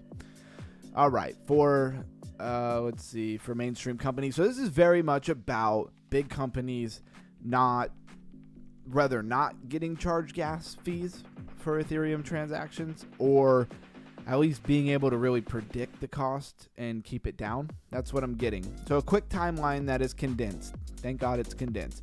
Pre-2010s, he builds MMGN, gaming community, and My Media Agency. 2010s, he launches Market Engine. Begins working with blockchain, Pelar in 2017, also founded, right? And 2022 presents co-founder Lightlink, serves as CEO, active speaker at Token 2049, WebX podcast, and press on Experience L2 adoption, on Enterprise L2 adoption. I don't know what happened there. Extra references. Crypto Slate bio page summarizes his role at Pilar Lightlink. We could go deep on some of these people, right? If you want, I can also pull up. No, that's all right. I'm good on that. What I do want to kind of pull up here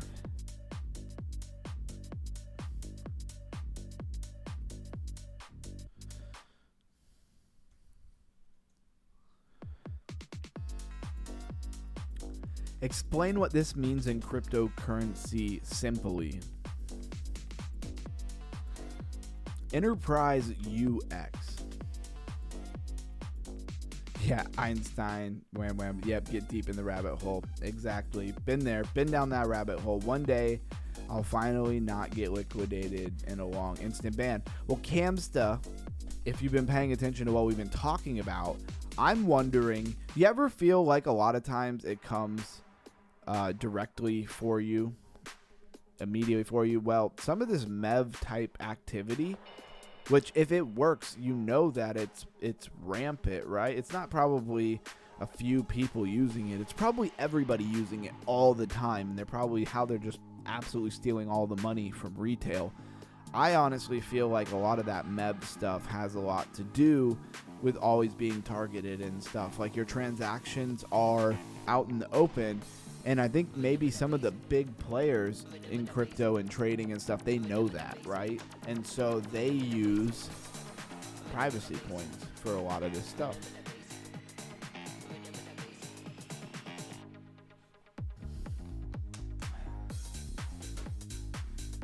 All right. I think Canada is all right. Yeah, the MEV's got my number, says Camsta. Yeah, exactly. And that's really why we brought this up. So in crypto, enterprise UX means making blockchain easy and practical for businesses to use, not just for crypto native developers. UX is user experience, right? Okay, that's kind of what I was wondering. How smooth and simple, because we know what user experience is, right? So enterprise UX in crypto means no wallet pop-ups, no need to hold ETH, stable and predictable costs. All of this sounds like wallet abstraction or chain abstraction, right? Okay, so that answers that question. That was Roy Hugh, this guy right here, who is from Australia. Now we're going to talk about whoever this person is.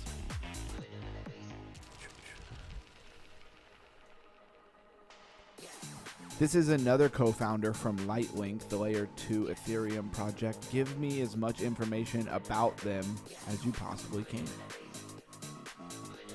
Who likes the founders part of the show? I felt like this was another way that we could raise our crypto IQ. And it would compound over time, right? Because we get to know maybe some of these different players. Is it because she's a female that they gave us a picture? They didn't give us no picture of Roy Hugh. So here she is. Here she also is. All right, let's talk about it. She's the co-founder and COO of Lightlink, pulling together everything I found about her background, experience, and role. So before we talk about her real quick, let's come back over here. What I think is interesting is the CEO and co-founder, Roy Hugh, he has a ton of experience in business, in blockchain as well. He's been in blockchain for quite some time, it seems like, right? So what does that tell us here? It tells us that they should have some good connections. Somebody who's been in business that long, I'm willing to bet that the co-founder has a lot more than $7 million, right? And so it tells me that there is a chance that this thing actually gets a pickup here at some point. Because so far this project's been like obliterated. But with somebody with a ton of experience, probably a lot. I mean, think about it. He's been in business a long time. He's probably got some connections to people with big money. Maybe, hedge funds and stuff like that. I don't know. I'm just speculating. I'm sure he has a little bit of his own money as well. Seems it's not very believable that somebody with a ton of experience and somebody with maybe even a lot of money and connections, right, would launch something and it just fail, just miserably fail. Now, of course, it could happen, but I have a feeling that this thing might get a pop just based off of who he is and what he does. There we go. Oh, we had a big pop for a minute, users. If you're just hopping in, drop something in the chat, hit that like button, and subscribe to the channel. So let's talk about, we're talking about the co-founders of Lightlink, which is a new project that's just out, right? So let's talk about Olivia Romero, right? which is a common last name actually, has a finance and accounting background. Originally worked at Boston Consultant Group in her early career. She then moved to digital transformations and fintech enterprise tech roles, including work with Public Sapient. I don't even know what that is. She was a serial entrepreneur. She co-founded Market Engine. Okay, that was something that he had worked with as well. So these two people have been working together for quite some time. E-commerce, cross-border, fintech, adjacent ventures, which later was acquired. So you know these people made some money, right? Your business doesn't just get acquired without a big sale, right? Her LinkedIn indicates she is based in Melbourne, Australia, Victoria, Australia. So this is in Australia, same place Roy Hugh is also from. So we see the connection here. Olivia serves as co-founder and CEO of Lightlink. In this role, she's responsible for operations, strategic direction, partnership, and cooperative collaborations, especially within enterprise clients. So enterprise clients, big money. Her finance and operation background is used to support Lightlink's enterprise-friendly model, which is gasless transactions and predictable costs. Her prior experience in accounting and digital transformation positions her to lead the operational side of deploying blockchain to business. Sounds like the right person from the job, right? So Lightlink raised $6.2 million in seed funding with her name listed as co-founder COO. The project was accepted into the Launch Block Incubation Program in 2023. The announcement names Olivia as co-founder with background account. Okay, so this is when they got accepted into this Launch Block Incubation Program. So here's another takeaway, right? They've been building this project since like 2023. So they didn't slap this thing together in like, say, 6 months and throw it up on the market. They have tons of history. She has a ton of experience. The other co-founder has a ton of experience. They've worked together on other projects. This doesn't seem like a fly-by-night, throw-together project or a money grab. Both of them seem like they've already ran projects. They both seem like they've made money, right? Which is important. And she is part of a fully doxed. People who are trying to rug pull and stuff, they don't usually have fully doxed teams, right? On Lightlink's website, blog mentioning her prior career. They sound like a serious business in my position. So what her profile says and why it matters.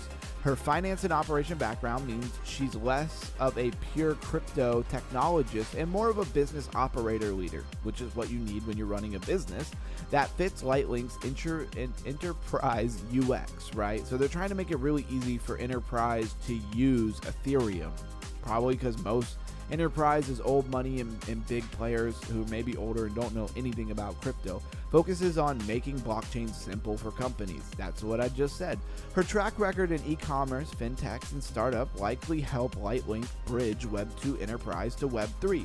And being based in Melbourne and having worked across APAC gives Lightlink a regional advantage if targeting Asia and Australia enterprise. Her role underscores the operational solidity of the project, not just technical people, which can matter for enterprise adopters and institutional trust. Kamsta says, gotta go, guys. It must be his bedtime.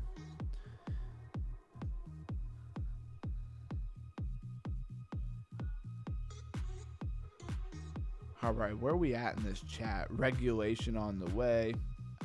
I get when the founders are impressive. Exactly, Kamsta. I wonder if we can find a founder who's like just got out of prison for fraud. Hey, Kamsta, it happens actually. I've seen that. Melis, I saw you joining the health page. Awesome. Really glad. Looking forward to be working with you. There you go. There you go. Underground water, bro. Hey, I just chugged the last of my Epsom salt water with creatine in it. But I appreciate you. Thank you. Thank you. So, okay, things to check, open questions. While there is a good high level of info on her background, I could not find any detailed info on specific startups she worked on beyond Market Engine or extract exit terms of those ventures. Her public visibility is lower compared to her co-founder. If you want quotes or speaking, might dig for it. No, I'm good on that. Because crypto projects evolve fast, her role and responsibility may shift. Always check that. I don't really care. I don't really care about any of that. They can move her around the company as much as they want. So, again, two people with good background. So the only other person is this guy. Wait a second.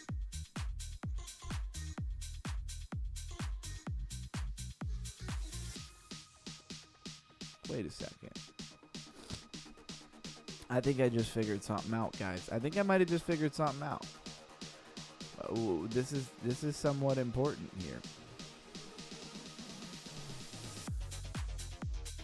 So they said something really interesting, and it made me think of Monad, right? And Monad is like a layer 1 on Ethereum. And let's see. Let's go to the team. Am I tripping? Did we already do founders of Lightlink? No, there's no way we did, because we just went over all the details. Huh. Maybe I just mentioned. I just remember looking at this guy and thinking he looked like a young version of TJ from the unspeakable channel of corruption in crypto, as far as we know. Yeah. And so, I don't know. I thought I'd already gone over it, but maybe not. I thought he was connected to Monad, but maybe he's not. All right. It was worth a thought. Alex in the house says, what's up? What's up, Alex? Thanks for hopping in. No, we didn't. Lee Monad. Right. It's hilarious. All right. And then, today we talked about MEV, right? So let's get back to MEV. I know it's very technical. I do apologize. I hope everybody has their notes out. I know El Cheeto and that one guy are taking notes, because that's just what they do. They're on top of it.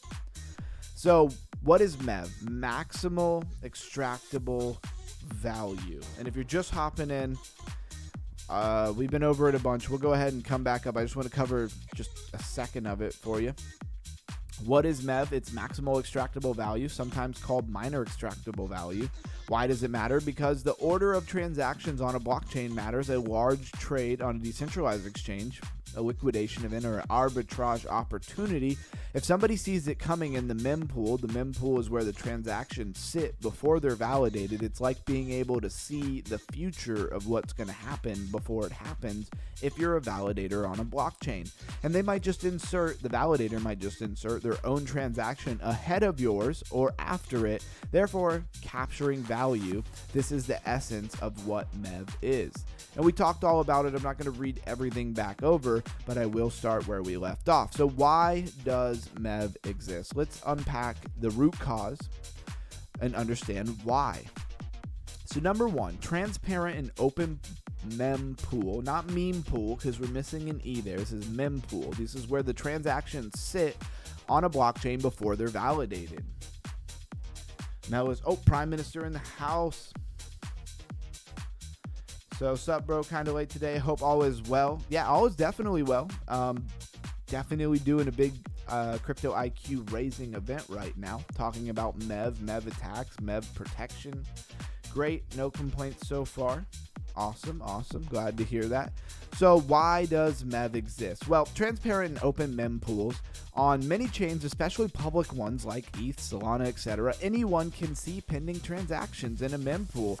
That visibility allows searchers to spot big moves before they're confirmed. Here's the big takeaway. If you're a little slow and you're not really understanding what we're putting down, maybe you're holding your head from the extreme pounding of your IQ being raised. This is the big takeaway here. They can see transactions before they actually are put through the system, therefore basically seeing the future before it's confirmed on the blockchain. So permissionless competition. Because anybody can build bots, any searcher can bid for exclusion in a blockchain, pushing up fees or offering bribes to validators. That competition fuels MEV. So this just seems like, they try to act like not all MEV is deviant and dirty games, but to me it sounds like a bunch of deviation and dirty games going on by the validators. Remember, corruption lives everywhere in the heart of mankind. Block producers control ordering, inclusion, and exclusion. So block producers, the validators, right, who are choosing what they want to validate and what they don't want to validate and when they want to validate it, right? They can include, exclude, or reorder different transactions so that they line up in a sequence that provides extra value, aka profit, to them. And not just profit off of being a validator, not just the profit that they get from finality, from finalizing that transaction on a blockchain, but the profit that they could get, like you have somebody put in a huge order to sell something or buy something, and then they go and put an order before or after that order to profit off of it. Got it? Okay, so block proposers, which are validators or miners, have the power to choose which transactions to include in their sequence. Discretionary power creates the possibility of value extraction. This is interesting because it comes from AI16Z crypto, which, if you don't know what AI16Z is, I don't know what to tell you. DeFi complexity and stateful smart contracts. So DeFi protocols involve composable, ability to write, composable smart contracts, lending, borrowing, AMMs, and DEXs. State changes matter, that sequence matters, right? So state changes matter and sequence matter. For example, big trades on a automated market maker moves the price. If you can slip in ahead of it or right after it, you gain. This inherently gives rise to MEV. So it's like being a trader, how we talk about trading all the time, but instead of you using patterns and stuff to gain the market, you just look at the orders before they're about to come in and you see a huge order. A lot of this stuff is done by bots, so it's very, very, very, very fast.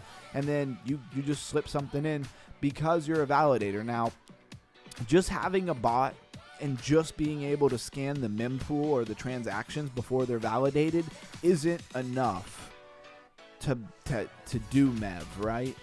To maximize the extractable value. You have to also be involved in mining or validating on the blockchain. You have to be a part of the blockchain network.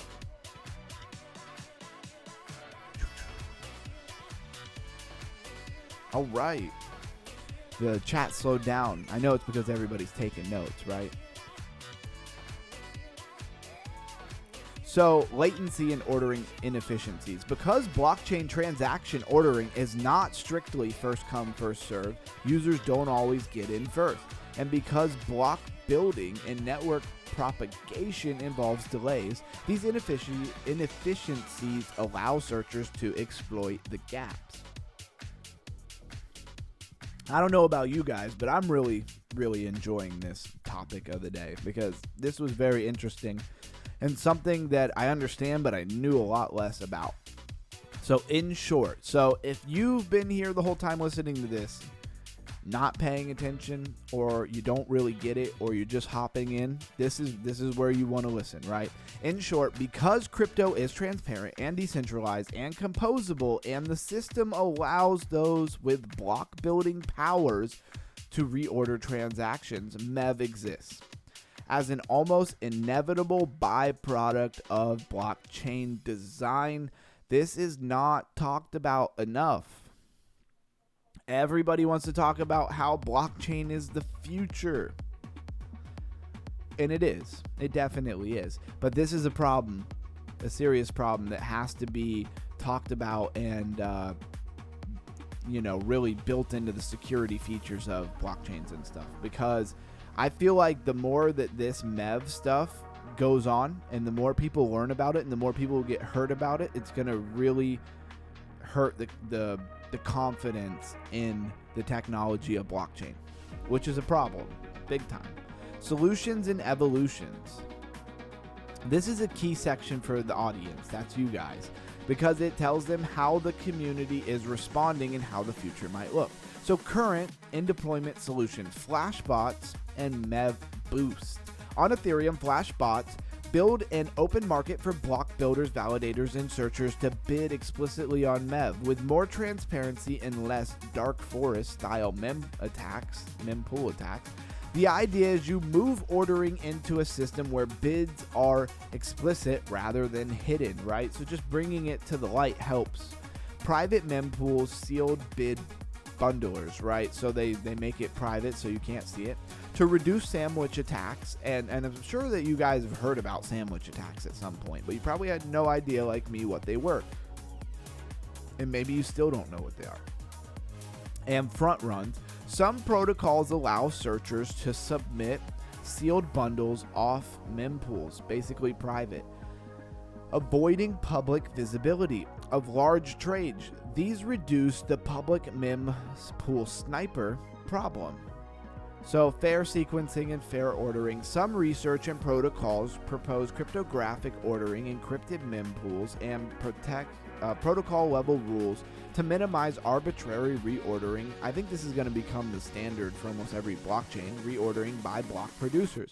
For example, fair sequencing protocols that limit latency advantage or enforce ordering by timestamp or randomized order. So, emerging future evolution. So we have shared sequencing on L2 and modular chains. On many layer 2 rollups and modular blockchains, there is a debate on how sequencing is done, who gets to propose blocks, and how MEV is shared or mitigated. As you said, sharing sequencing on layer 2s is a big topic. So cross-chain MEV coordination layer.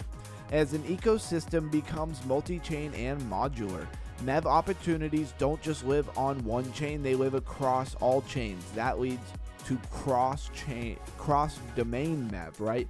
Where a sequence of events on multiple chains creates an exploitable value. This is like the evolution of MEV. So now we're not even talking about MEV on one blockchain, right? One network, one mempool. We're talking about opportunities that are created because of cross blockchain or interoperability. Basically, the interoperability, which means blockchains working together, will also create these exploitable values. At some level, it is a bit inevitable, but you will see the evolution of the technology, come to protect people against this stuff, right? Some new systems will coordinate MEV capture and distribution across chains. All right, who's had enough? El Cheeto says, sounds like a cheat code for the block. Front runners for life. Yep. Yeah, that's the big takeaway here, as it is kind of cheating. It's definitely cheating. And we have still plenty more information to go over. I think you guys get the point though, right? So let's pause here. Rest the brain for a half a second as we roll into our second hour of streaming. And somebody tell me how they feel about this topic today. Does it make you mad? I don't know why. When I read about it and stuff, it kind of makes me mad because it makes me wonder how many times I've done stuff and been exploited, right? How many times somebody messed up my order and I got high levels of slippage. You ever get a high level of slippage when you were trying to buy something on an exchange? You were supposed to get a certain amount, and then by the end of the transaction, you got considerably less.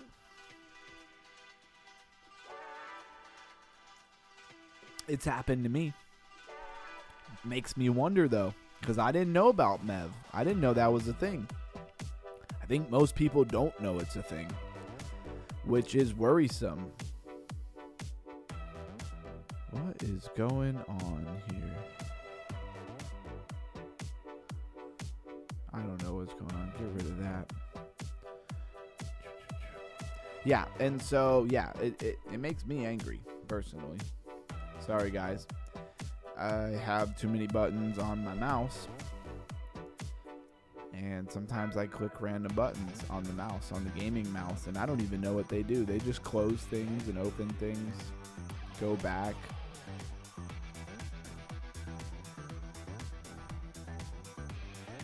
Where's Orhan at? Shouldn't Orhan be off of work by now? Where's Orhan?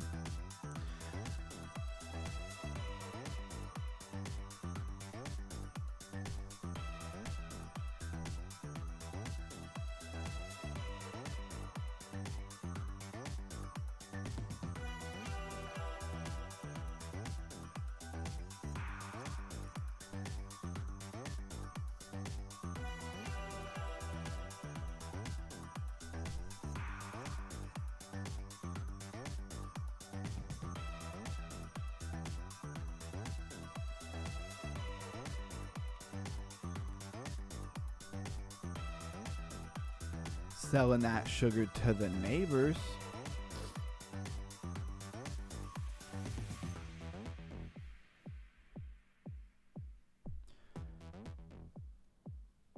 So how's everybody feeling? Where's everybody at?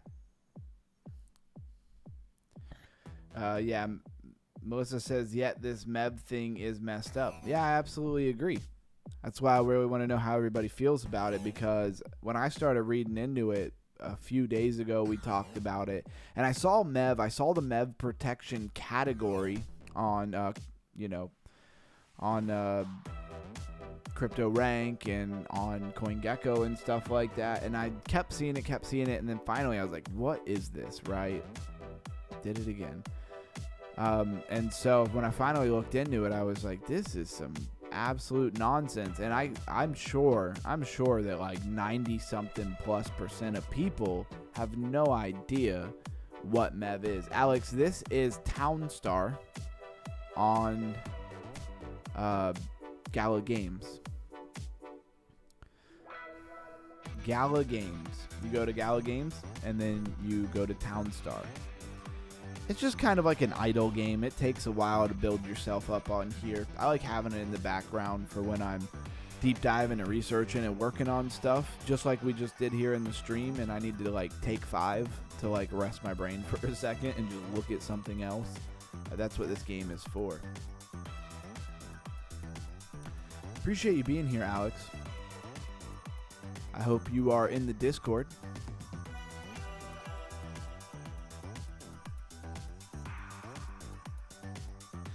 El Cheeto says, I don't like MEV. I don't think that the average users do. Good, I'm here, says Miss Williams. Yep. Or Melissa. Sorry, I got so used to calling you Miss Williams. El Cheeto says, I don't like MEV. Meh. Yeah. Yep. So, I don't know. If you ever put in big orders, you might want to do it in a way where people can't see it, right?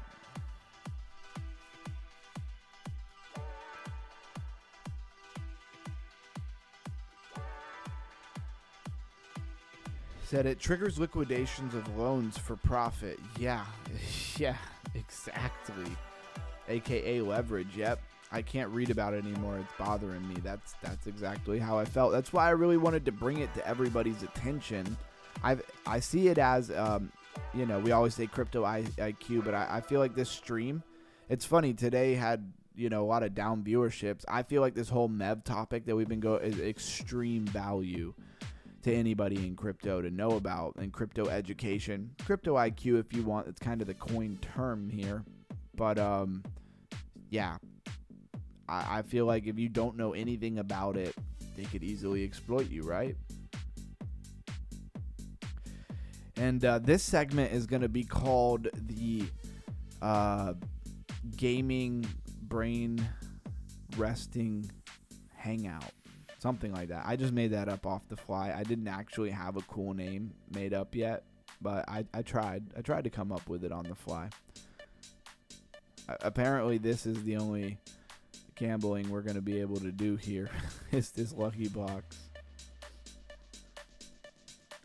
AKA leverage. Precise math is needed on our part. Yeah. And just be aware. Now, the little guy, probably not so much, but when you have a bot running these MEV, Maximal Extractable Value events, they could take advantage of anything. Like, even if it's small, right? Even if it's just a matter of an extra $10 to them, it's a bot. They're not manually doing it. So why wouldn't you set your bot to like maximal extraction value mode and just literally crank out, even if you're just squeaking 50 cents out on a bunch of orders that you normally wouldn't have even messed with. If it's being done by a bot, you're just going to let that thing go nuts. And then you're going to keep tweaking it to like be better and better. Finally, they got rid of the like, if you touch anything, you die mode. Appreciate that. Darkstar is another game we play a lot. Will they ever do the airdrop? I hope so. Does it mean MEV can exploit the transparent nature of blockchain? Yeah, that's exactly what MEV is all about, Mr. J. They're using the fact that they can see the transactions before they're processed, but you do have to have access as a validator, right? Because, like I said before, it's not enough to have access to the mempool, basically seeing the transactions before they're finalized. Anybody can do that on a transparent blockchain like Solana and Ethereum and have a bot that's ready to exploit it, but you have to have access to or actually have a validator, right? Or something that's involved in approving the transactions on the blockchain, because that gives you the power to rather reorder or get in before or after, right? Because if you're not a part of the validating and stuff, how are you going to get in before or after? I'm sure that there is some extreme, some techie things about it, right? I'm sure it's not super simple, but you're talking about people who are deep into the sauce of validators and stuff. They're not doing simple stuff. This is stuff that they understand, right?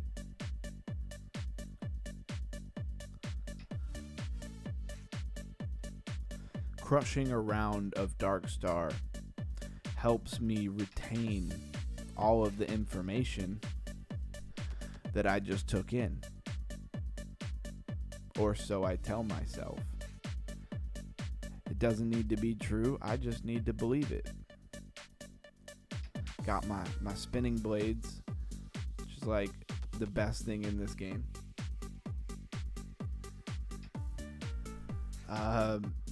Melissa says, dude, thank you for going over and sharing this information. I had no idea whatsoever.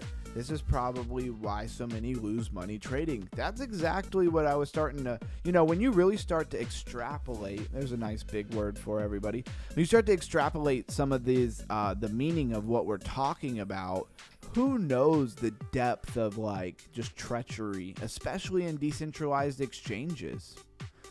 How are decentralized exchanges going to protect us from this? Trading on a centralized exchange, at least the order books and stuff for the centralized exchange, hopefully they are at private, because you want that information to be private, honestly. Which is funny kind of turnaround there on the narrative. And I wonder if people are way ahead of everybody on this. And you're absolutely welcome, Melissa, for going over it. It's my favorite thing to do is to raise crypto or people's crypto IQ. We'll raise crypto too. How about that? But yeah, it's super important, and I really don't think many people have any idea about it. I mean, look how many projects are specializing in MEV protection. It's not very many. And one thing as well is that it's not new, right? Like, this whole idea, I'm sure, has been around as long as blockchain has been around. In some regard, I'm sure more and more people become aware of it every day. But yeah, bro, you playing this game makes it look easy, but seeing you avoid those bullets is crazy. Hey, I hope I make it look easy, because I got washed yesterday. This is the daily challenge, so they change like the parameters. Now, this game is supposed to have like AI built into it, right? And it's supposed to. This is for any gamer out there. I thought this was really interesting, right? So the concept here is that the AI does a lot to basically remove the whole need for grinding. In most video games, you got to grind constantly. To level up and stuff. And so it's supposed to use AI to change your game constantly so that like grinding in the game is not really necessary. I remember reading that. I thought that was like a really interesting concept. Because grinding can be fun, like a mindless zone out and just grind. But like, it is kind of pointless, right? It is like a huge waste of time in video games. But how do you solve it? Because you have to reward people for playing, and you want people to play. You know, you want them to play for longer periods of time. Man, the controls are really whack on this today. They are not flowing how they normally should. Maybe it's me. Well, I am taking way too much damage on this boss. Oh, snap. I hate this part. Sometimes when you get too many speed boosts, you move so fast that it makes you run into everything. Yeah, I'm getting cooked here. I hope this thing gives me a ton of health, because I'm about to die. And I don't think I have any extra lives left. I think I used most of them the last couple of days when I absolutely should not have done that.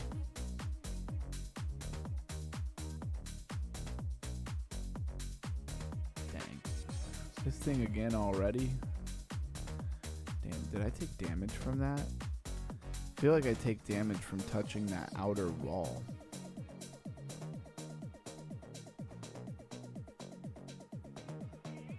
What? Had to use them resurrection powers. Alright. Let's see where we're at. Says, well, sir, you definitely have raised my IQ tonight with this one. Hey, I had a feeling that was going to happen. Thank you, everybody, for being a part of this community. Hopefully, all of this time raising our crypto IQs will give us an edge in understanding the markets, how they work, and how to avoid risk, right? That's the hope, right? To have a node and be a validator, don't we just need a relatively strong computer with reliable connection to get connected to the network? Doesn't seem that hard for big players and institutions. Yeah, so Mr. J, you're right when you talk about big players and institutions, who I don't doubt are the people who are doing this type of stuff, because it's a costly to get in. You know, like, how many ETH do you have to open a validator node for ETH? I think it's a lot.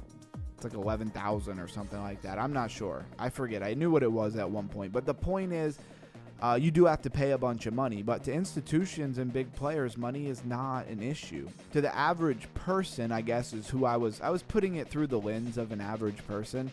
The average person is probably not going to be able to do MEV or even understand it or have the money to pay somebody to make a really good and efficient bot, like a well-coded bot to go after this stuff, plus the money to open a validator node. Now, some blockchains allow you to open validator nodes for a lot less, right? So there's that as well. I missed the part where we decided, hey, I missed the part where we all decided where we going all in on vacation. That seems like something that y'all need to plan out in the Discord as well. Aster making a move. I love this Darkstar game, bro. Thank you. Hey, you're welcome. Hey, Prime Minister, what's up with your dogs game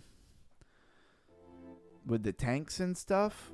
Nothing. Have you been able to play that? For me, it won't populate any rounds. All right, when I click play, it just loads forever and doesn't do anything. You said you had some access to their Discord or something like that. If you I don't know. I'm going to pull that up. As soon as I finish this, I'm going to take a look at that again and see if they fixed it. When I first started playing, I don't know if, like, you know how some games have almost like a built-in trial and they don't really tell you about it. So, like, the first games, maybe I was just playing against, like, NPCs or something like that, and they weren't real people, and therefore the games, like, worked and populated. But it seems like now all of a sudden I can't actually play with people.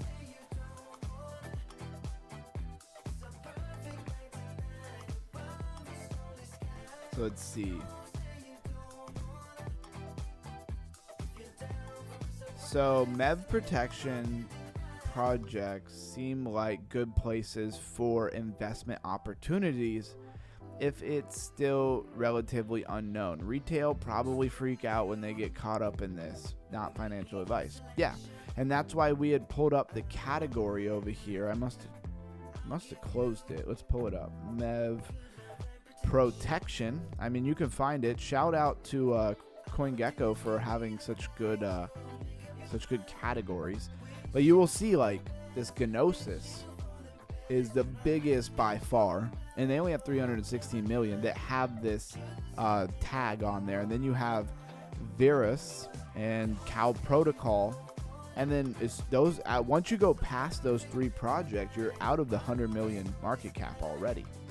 Semantic Layer is a newer project from my understanding. The max chart says October 27, 2025. We went over this project. Again, the compounding nature of the knowledge of coming back over and over. I immediately recognized this project and knew that it was a newer project. So with it being a newer project, maybe it can get a little bit more traction, right? Because it's new, has maybe some hype around it. 12.6 million in market cap on BNB blockchain. Seems pretty BNB exclusive.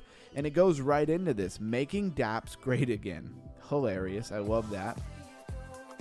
Semantic Layer is bringing better incentive alignment to dApps. And you don't understand really what that incentive alignment means, aligning incentive, until you understand enabling MEV, internalization, and sequencing sovereignty. Right? So let's open the app. Oh, yeah, that's right. They wanted me to accept some crazy stuff, and I was like, I'm not reading all this stuff. So I'm not going to read it. Maybe at another time we'll do that. It's not the part of the show where I accept long agreements. That'll be for a different part of the show. And he says, oh, Panzer Dogs. Yeah, I play every day. Could be your internet connection. But what does that mean if it's my internet connection? Yeah, there is bots, but it depends on the server. Try changing your server to Asia, Australia, or US. Okay. I mean, I don't have any problem with them having bots. Let's see, I had it saved here. Panzer Dogs. And if you don't know about One Tab, oh my goodness. One Tab makes my life so easy. You saw how I just pulled that up? I didn't have to even remember what it's called. That's the only drawback, is a lot of times I don't remember what anything's called. Because I don't have to. Because I have One Tab extension on Chrome. No, I'm not sponsored. So when you click play, let's see if it does anything. So this is just for show, right? I will do what you said and change it. Oh wow, one person connected. That's crazy. It actually populated a match. Of course, the minute I try to say this.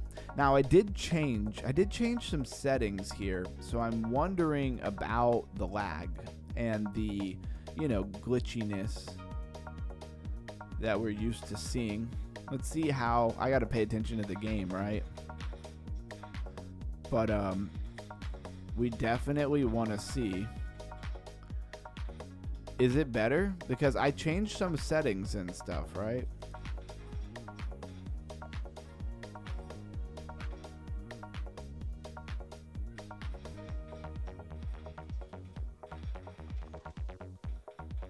It looks like it's running smoother. Oh, I'm so cooked here.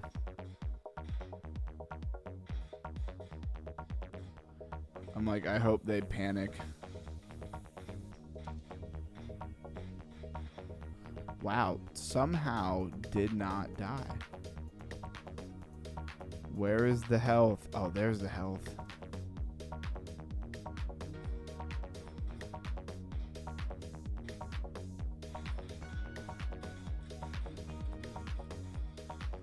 Oh wow, he just stole my health pack. Got him. I don't know how I haven't died yet.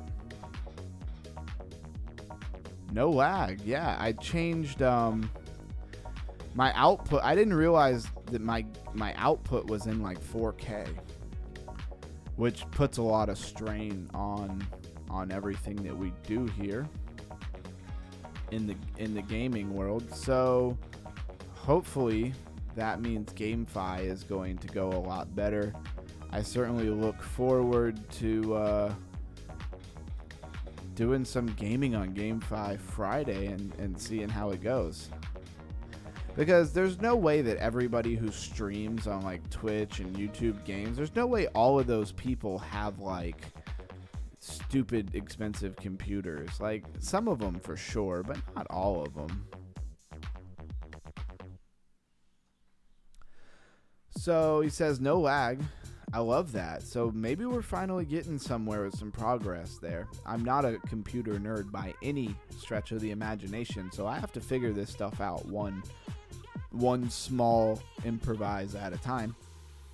Yeah, it's online multiplayer, so you have to connect with people from all over. They just released a version on Epic Games and Sweet Play Console. I think its web browser version runs differently. I'm just on their website, so I'm not even in a web browser necessarily. But that was a lot of fun, and if we can play some games without lagging, like I'm here for that, right? We might even, if that's possible and we can do some stuff, then you know, maybe we will do far more stuff. So we're gonna put it to the test here because I kind of need to know, right? So we're going to cut out a few things that maybe we don't need. And it'll take me a minute to bring this up, though. So we'll finish our Darkstar game.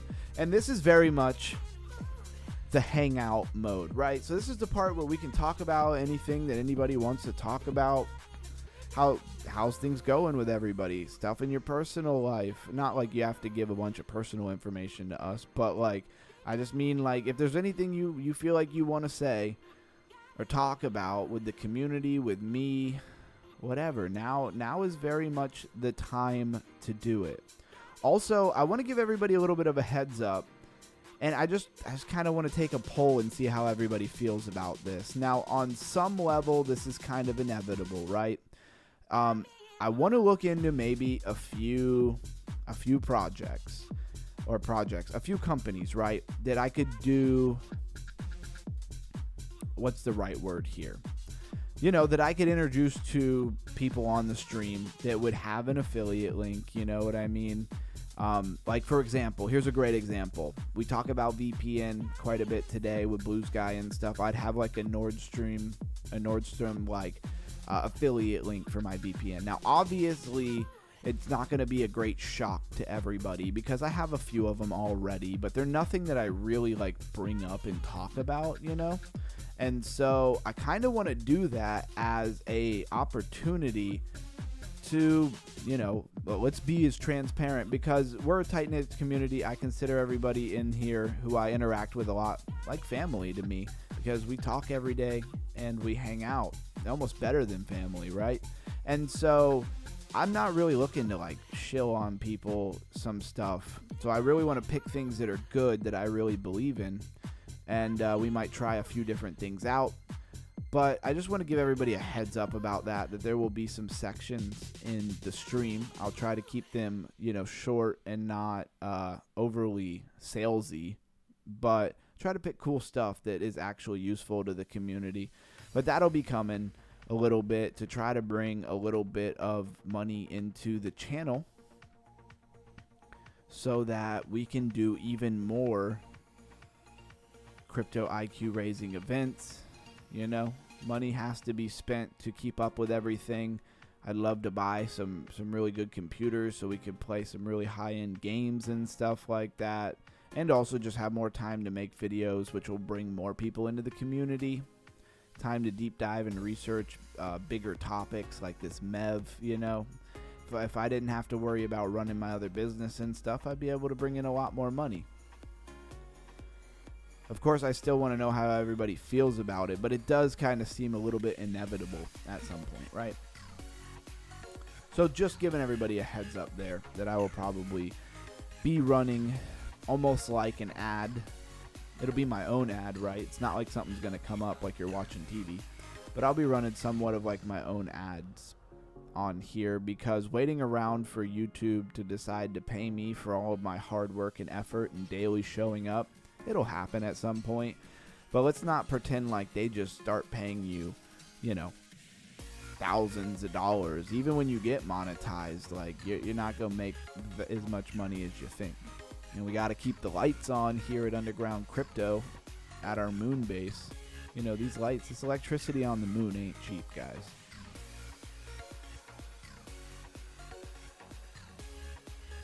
So basically, if you don't like it, just ignore it, you know. If you don't want to, you know, buy any of the product or whatever it is. I don't even know what it is that I would do yet. I've been meaning to really look into it. But it seems like a good income, you know, event. Something to do.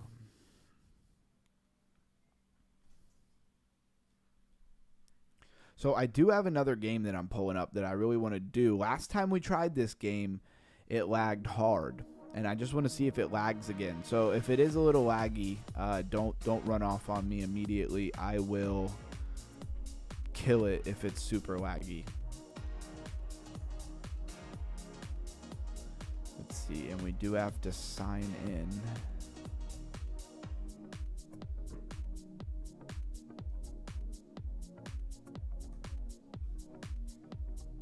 All right, let's confirm here.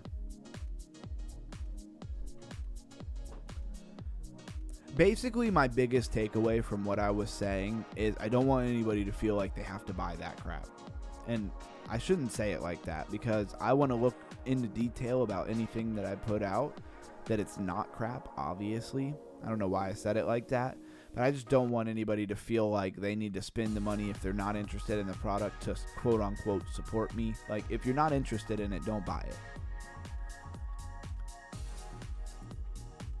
Yeah, Prime Minister says, no problem, bro. Nothing wrong with creating a brand. We all got to eat. Your time is valuable as well. I appreciate you saying that. Yeah, it says, bro, I think anything that helps members of the community moving forward in a positive way is always welcome. It's your channel. Your hard work will pay off. You got to do what you got to do. Exactly. And nobody's like twisting my arm. Like, I'm all right. I'm not drowning over here. You know, my other business does pretty well. It pays the bills. But, want to be able to kind of transfer out of that business, right? And I want to be able to full-time this, what we're doing. And it takes a lot of time and attention to, you know, put videos together. If anybody's ever actually made like a YouTube video, you know how much time it takes. Even if you do no editing, it takes time. And if you do any editing, it takes a lot more time. Like, we put out some videos like, the videos I did on Lighter, some of those videos I did 10 hours of editing in, and they're like 6 minutes long, 7 minutes long. Like, I way over edited them.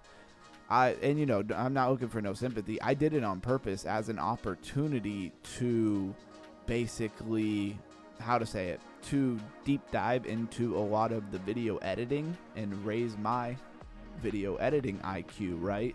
And make sure I really knew a lot more about video editing. I took it as a project, but they took a lot of time. And to do stuff like that on the regular all the time, I'm gonna need full time. And again, why are we talking about this? Because we family, and also because we just chilling and hanging out right at this point in the stream. Says we will support you. Yeah, I support anything you do, bro. Yeah, man, you guys are awesome. Y'all gonna make me get emotional here. I really do appreciate everybody. It's been so much fun getting to know everybody and hanging out. You deserve it. If anything, bro, very high quality, in-depth streams you give us. Thank you. You have my support. I really appreciate the enthusiasm and sharing of not just Underground, but the Underground community and chat and Discord. Underground, it's all baby steps, my friend. You will get there. Thank you, everybody. You guys are awesome. I knew you guys would understand and be well received.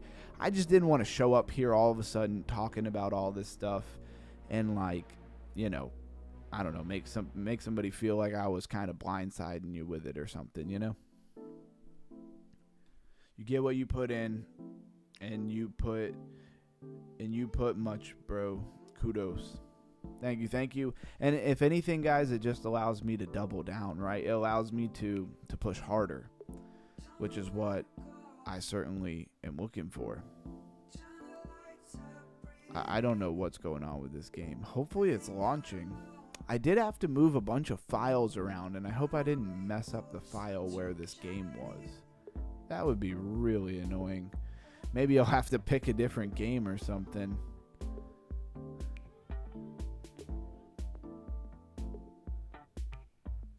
All right, in the meantime, we will play another round of this if it lets us. I was really surprised that it let us play a round of this. And let's see, we are rolling into 2.5 hours here on the stream. I don't know why I always like say how long we've been streaming. Or why, I guess, because it tells me directly in OBS exactly how long we've been streaming. But anyways.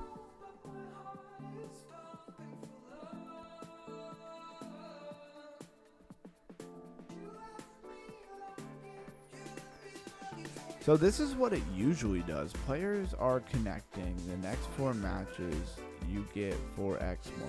The next 4 matches, you get 4x more scrap. Okay. But now I don't see like any bit of like how many players, how like normally it has like a 0 out of 6, right? That it's connected with. It will be okay. We will find that one explosive jam and we will be rich. Hey, absolutely. We'll definitely do real good on stuff. That's for sure. Salt and pepper, push it. Good. Push. It's real good. Is that like a song that's going on right now? I can't hear the music, guys.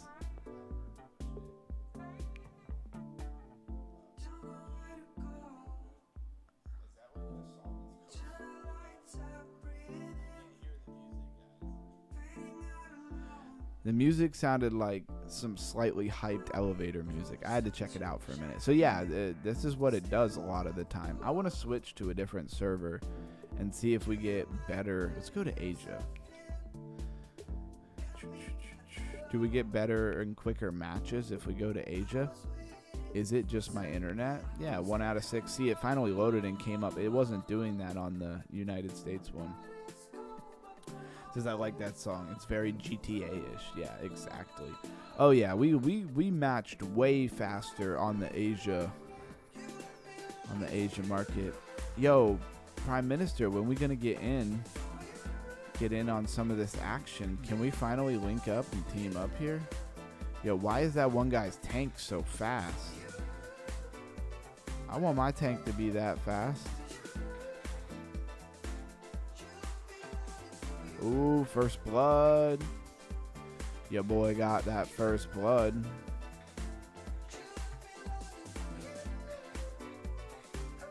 Oh, got him. Oh, got 2 now. Oh, let's hit that. Let's hit that health. All right. I don't know how much health I get. I love that it's not lagging. I feel like, you know, people will enjoy far more the gaming with it not lagging so much. Got 3. I'm 0 and 3. Bing. Bing. How many of those shots do I get? Oh, what the heck just happened? Kind of pop up. Had something pop up on my computer. It just pulled me right out. I think that I moved some files around for this game that I'm trying to bring up. And I think I gotta re-download it or something. Which kind of sucks because I'll have to figure that out later.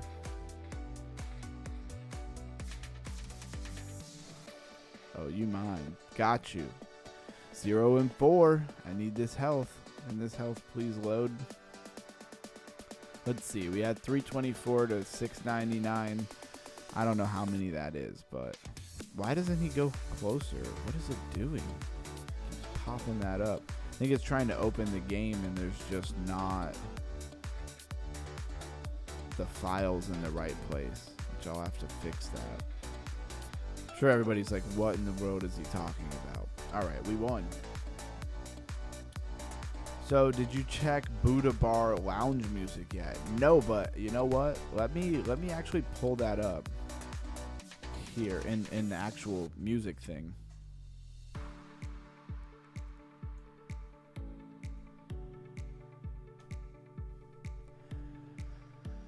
Yeah, I'm not finding it. Oh wait, here we are. Reference track.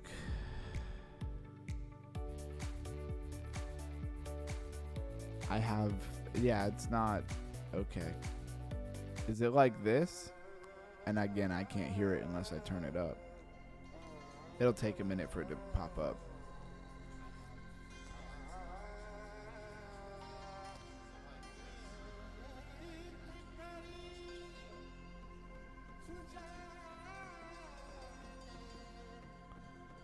I don't think this is it.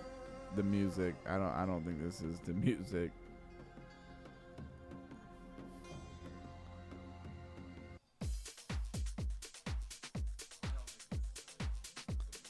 Trip to India is pretty good.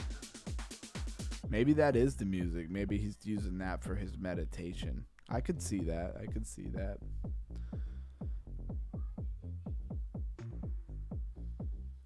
All right, Mr. J, I want to see if I can get... Oh, we need to go home. Let's see if I can accept your invite here. All right, Prime Minister, try to invite me. I'm on the Asia server. Maybe it's because we weren't on the same server. Maybe that's what it was. Friends, we're already a friend, right? So we don't need to friend each other, but we do gotta, like, how do we play together? I am down for that. Trying to think of another bigger game that I could open and see if it lags here. Dang it, I gotta stop closing that. Don't close that. Downloads? What is going on here?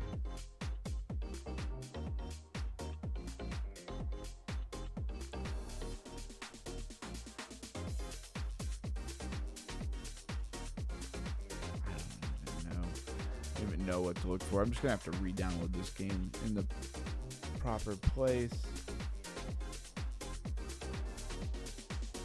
Hopefully I get like a pop-up with an invite or something like that. We already hit that daily reward. Let's hit that shop. Wait, what? Yo, why does it keep trying to open this? Stop doing that. All right.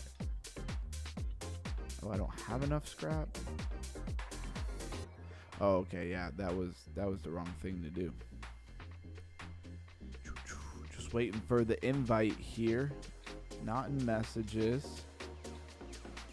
Only have one friend request.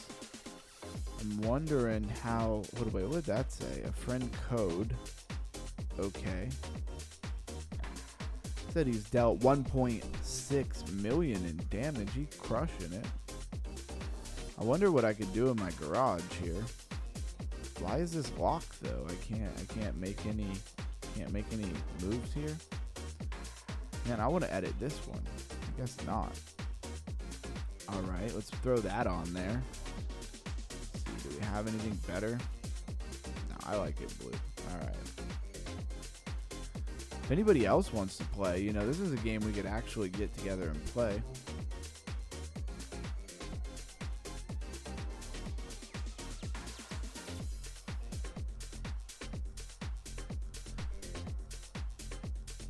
Under alpha. I like that.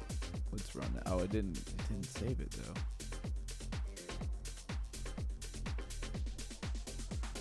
Oh, we gotta capitalize that too.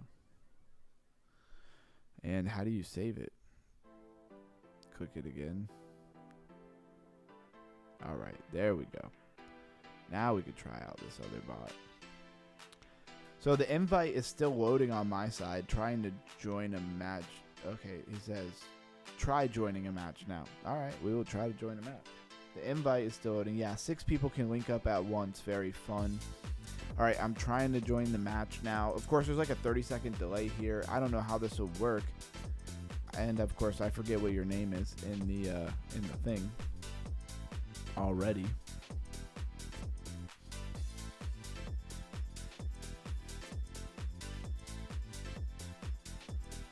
Let's see, are you in here? I don't think you're in here unless I'm fighting you.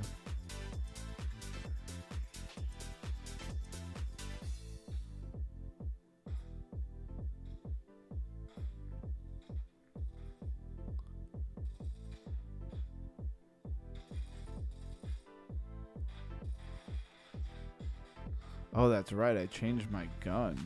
Forgot about that.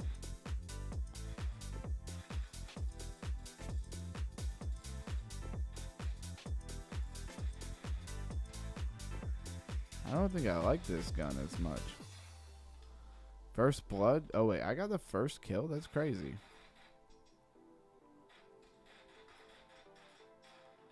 Second kill. Oh, dude. How am I not hitting this person? Got him. Oh, I like that upgrade.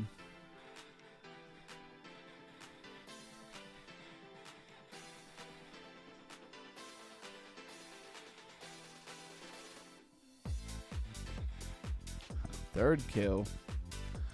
Running it. Oh, they got me. I like the helicopter drop off. That's pretty dope.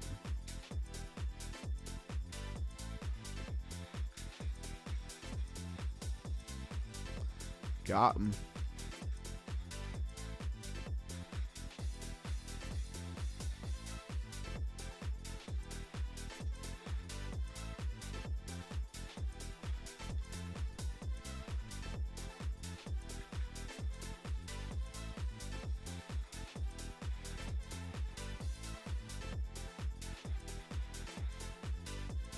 Got him.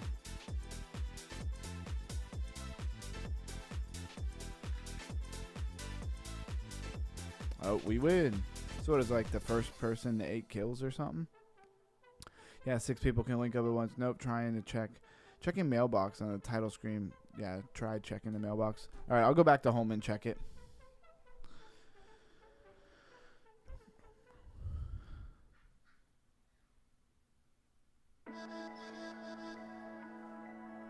All right, we'll try the other game at another time or something. I got to re-download it. It's a much bigger game. It's where we normally really lag out. There it is. We got it. Oh, the user's no longer online? Okay, cool. Now we're linked up. Hold on 1 second before we start the match. Let me take a leak. Everybody hold on for 2 seconds.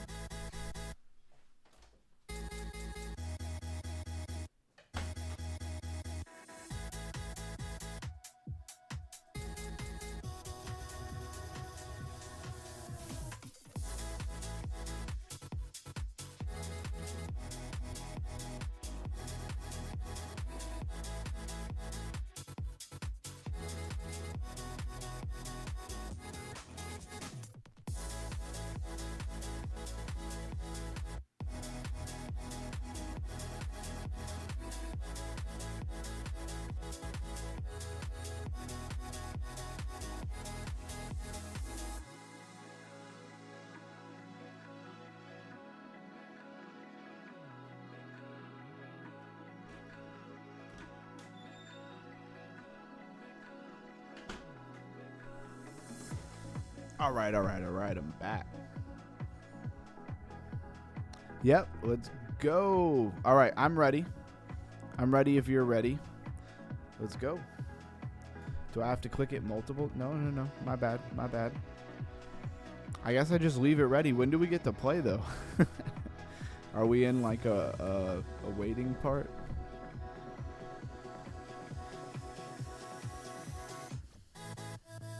I'm like, what happens now, Prime Minister? Oh, there we go. Something's happening. I guess it just took a minute to connect. This is a pretty cool game. I like this.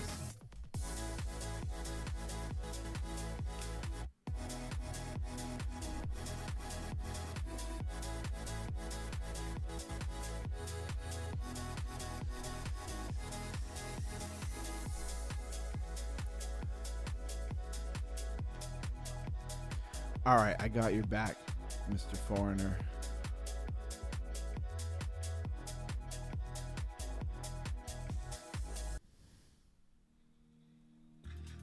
See, I don't know these maps. I feel like Prime Minister, I feel like he knows these maps.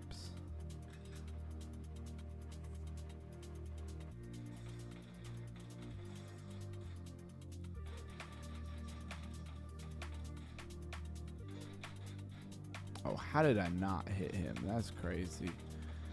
First blood.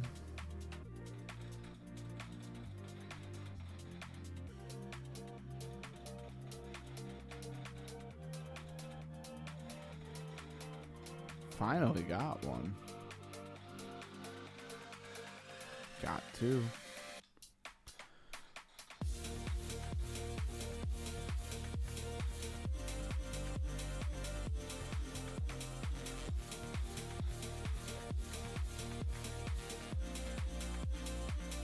Cooking with gas. Prime Minister, hit that upgrade or hit that health. There you go.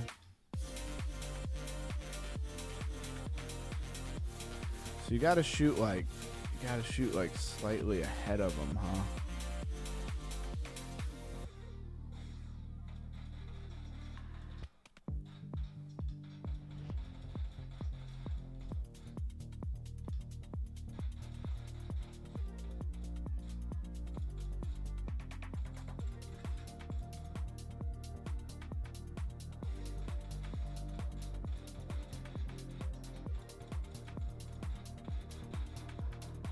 Got him. Oh, back up, back up. Got him. Hey, hit that other health.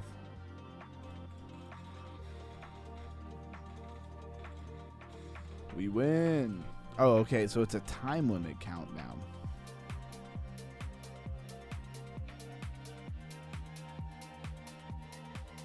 Well, that was fun. That was a lot of fun. If anybody else wants to hop into this and link up, let me know. I would love to sit on here and play all night. But for the moment, we're going to hop off. But this is going to make the gaming streams far more exciting. Sorry, Prime Minister, I'm not going to play another round. We will play another round another time. I hope everybody enjoyed the stream tonight. I hope you know what MEV is now. I think it's really important, to be honest with you. And I'm going to go ahead and wrap up the stream. It's been a lot of fun. Another one for the history books. Nice, bro. You get top dog. Hey, that's what's up. Yeah, hella fun. Yeah, and Prime Minister, always feel free to hit me up in the Discord if you ever want to play sometime when we are not live, or you could DM me as well, and I would definitely play. That was fun. And I would love to get, like, you know, El Cheeto or Blues Guy or Orhan or just Miss Williams. Anybody. Really anybody. Any of our regular people to hop on there. We could even throw it in the voice chat and hang out and play some different games and stuff. Could be a lot of fun. Everybody have a great night. Thanks for coming. Stay underground. Stay crypto. Another successful show. What are we running right now? We are running at 2 hours and 45 minutes, so running up on that 3-hour mark. And viewership, not any of my regulars obviously, but the YouTube didn't feed me out in the algorithm like it normally does, so that was unfortunate. But we'll hit it again tomorrow night. Thursdays seem to be pretty good. Yeah, for always down, that's what's up. Everyone in the chat, have a blessed night. Anybody who can play, we can all play. Yeah, it'd be a ton of fun. We can get like a 6. Or wait, do we get 3 people going? Or no, 6, because can we compete against each other? I don't know. We'll have to figure that out. Good night, everybody. Stay underground. Stay crypto. Now, how do I end the stream again? I forget every time. Just panic. Panic.